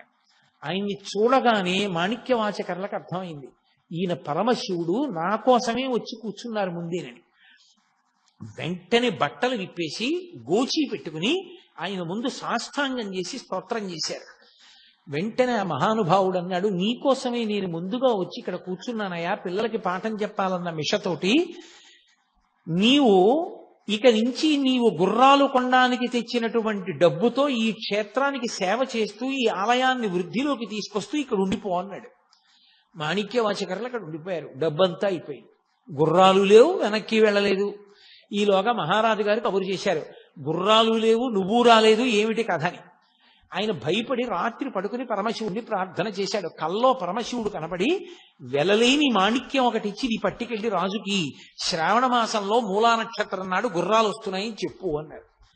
తీరా నిద్ర లేచి చూస్తే చేతిలో మాణిక్యం ఉంది, పరమశివుడు ఇచ్చిందేనని మాణిక్యం పట్టుకుని పాండ్యరాజు దగ్గరికి వెళ్ళి ఆ మాణిక్యాన్ని ఇచ్చి శ్రావణ మాసంలో మూలా నక్షత్రం నాడు గుర్రాలు వస్తున్నాయన్నారు. మహారాజు నమ్మాడు, సంతోషించాడు. కానీ గూఢచారులు చెప్పారు, ఈయన డబ్బంతా క్షేత్రంలో ఖర్చు పెట్టేశాడండి, ఈయన దగ్గర ఏం లేదు, గుర్రాలు కొనలేదని. రాజుకు ఆగ్రహం వచ్చి మాణిక్యవాచకర్లను తీసుకెళ్లి కారాగారంలో పెట్టాడు. నిజంగా శ్రావణ మాసం మూలా నక్షత్రంలో పరమశివుడే ఆ గుర్రాలు అమ్మేటటువంటి వాడి వేషంలో కొన్ని 100 గుర్రాలు తీసుకొచ్చి మాణిక్యవాచకర్లు మాకు డబ్బు ఇచ్చారు, ఈ గుర్రాలు తీసుకోండి అని రాజుకి ఇచ్చాడు. రాజు పొంగిపోయి నా గూఢచారులు తప్పు చెప్పారు నాకని మాణిక్యవాచకర్లను విడిపించి సత్కారం చేసి గుర్రాలన్నింటినీ తీసుకెళ్లి మృగశాలలో కట్టాడు, అశ్వశాలలో కట్టాడు. అవి రాత్రి క్రూర మృగాలైపోయి ఉన్న ఏనుగుల్ని గుర్రాల్ని కూడా తినేసి పారిపోయి రాజుకి కోపం వచ్చి మళ్లీ మాణిక్యవాచకర్లని బంధించాడు. ఇప్పుడు వైఘై నది పొంగి ప్రవహించి మధురై నగరం మీద పడింది. రాజు ఈ ప్రవాహాన్ని ఎలా ఆపాలి అర్థం కాక ఇంటి ఇంటికి ఒక మనిషి వంతున బయలుదేరి ప్రతి ఇంటి నుంచి ఒక మగవాడు వెళ్లి నదికి ఇదిగో ఇక్కడి నుంచి ఇక్కడ వరకు, ఇక్కడి నుంచి ఇక్కడ వరకు కట్టబొయ్యాలని శాసనం చేశాడు. అందరి ఇళ్ల నుంచి ఒక్కొక్క మగవాడు వెళ్లి కట్టబోస్తున్నాడు. కానీ పిట్టవ్వ అంటారు ఇప్పటికీ.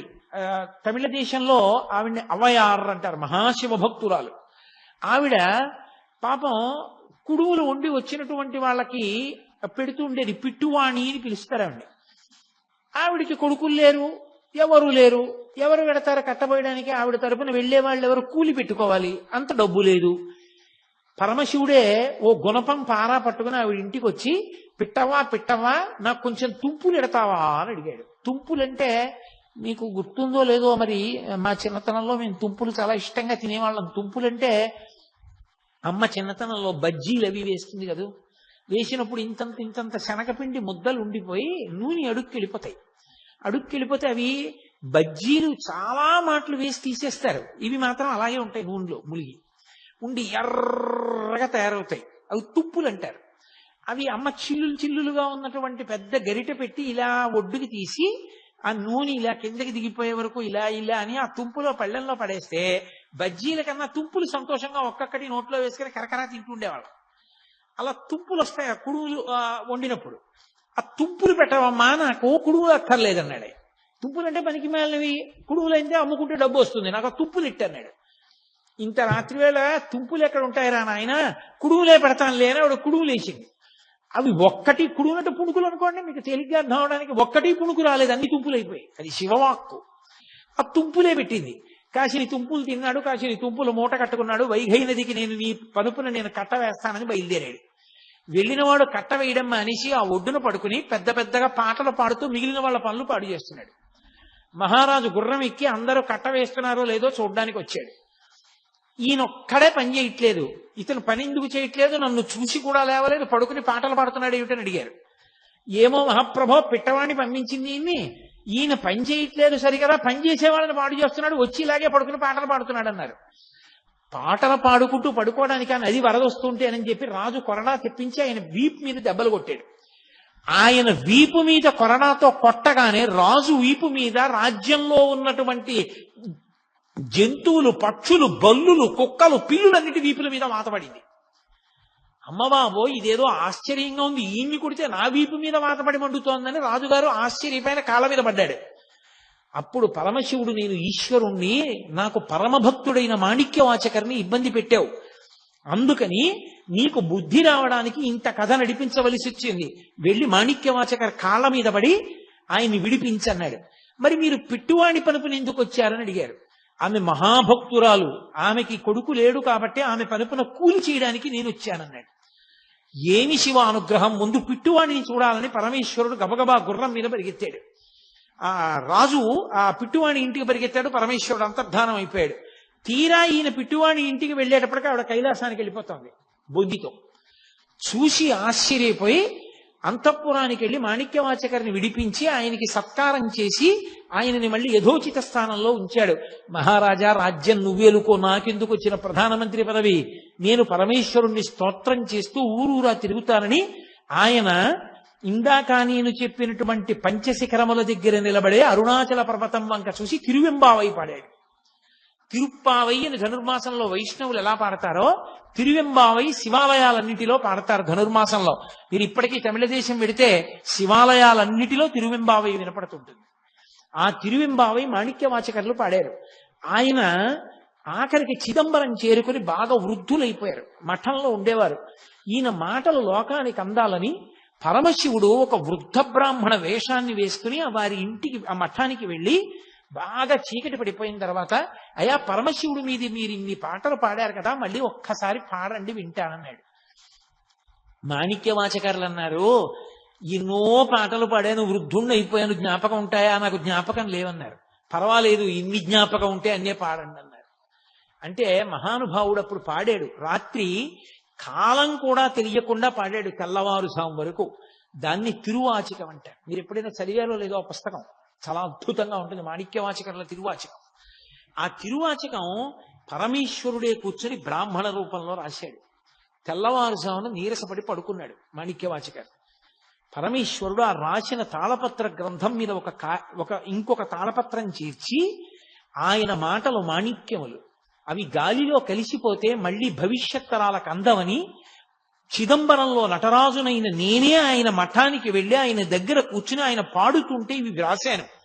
ఇవి ఇంత మాణిక్యముల వంటి మాటలు పలికినవాడు కాబట్టి ఆయనకి మాణిక్యవాచకర్రని పేరు పెడుతున్నాను అని చెప్పి నటరాజస్వామి ముద్ర వేసి తాడు కట్టి నటరాజస్వామి పాదాల దగ్గర పెట్టాడు. పెట్టి నటరాజులోకే లీనమయ్యాడు. తెల్లవారుజామున అర్చకులు లేచి తాళపత్ర గ్రంథం చూశారు. తెల్లబోయారు. దాని మీద నటరాజస్వామి వారి ముద్ర ఉంది. గబగబా పరిగెత్తి మాణిక్యవాచకర్లకి చెప్పారు, ఏమిటి దీని అర్థం, ఇలా ఎందుకు జరిగిందని. మీకు చెప్తాను రెండని చెప్పి మాణిక్యవాచకర్లు బయలుదేరి చిదంబరంలో నటరాజస్వామి దేవాలయం దగ్గరికి వచ్చి, ఇంత సౌజన్యమా మహానుభావ, నా పాటలు నువ్వు రాశావా, ఎంతటి సులభుడవయ్యా అని పరమశివుణ్ణి స్తోత్రం చేసి కన్నీళ్లతో ఆయన్ని వేడుకుంటుండగా ఆయనలోని జ్యోతి చిదంబరంలో నటరాజస్వామిలో ఐక్యమైపోయింది. అంతటి మహానుభావుడు మాణిక్యవాచకర్. ఆయన అరుణాచలంలోనే తిరువెంబావై పాడారు. ఆయన మఠం గిరి ప్రదక్షిణంలో కనపడుతుంది. ఆ గిరి ప్రదక్షిణం అంత గొప్ప స్థితిని పొందినటువంటి గిరి ప్రదక్షిణం.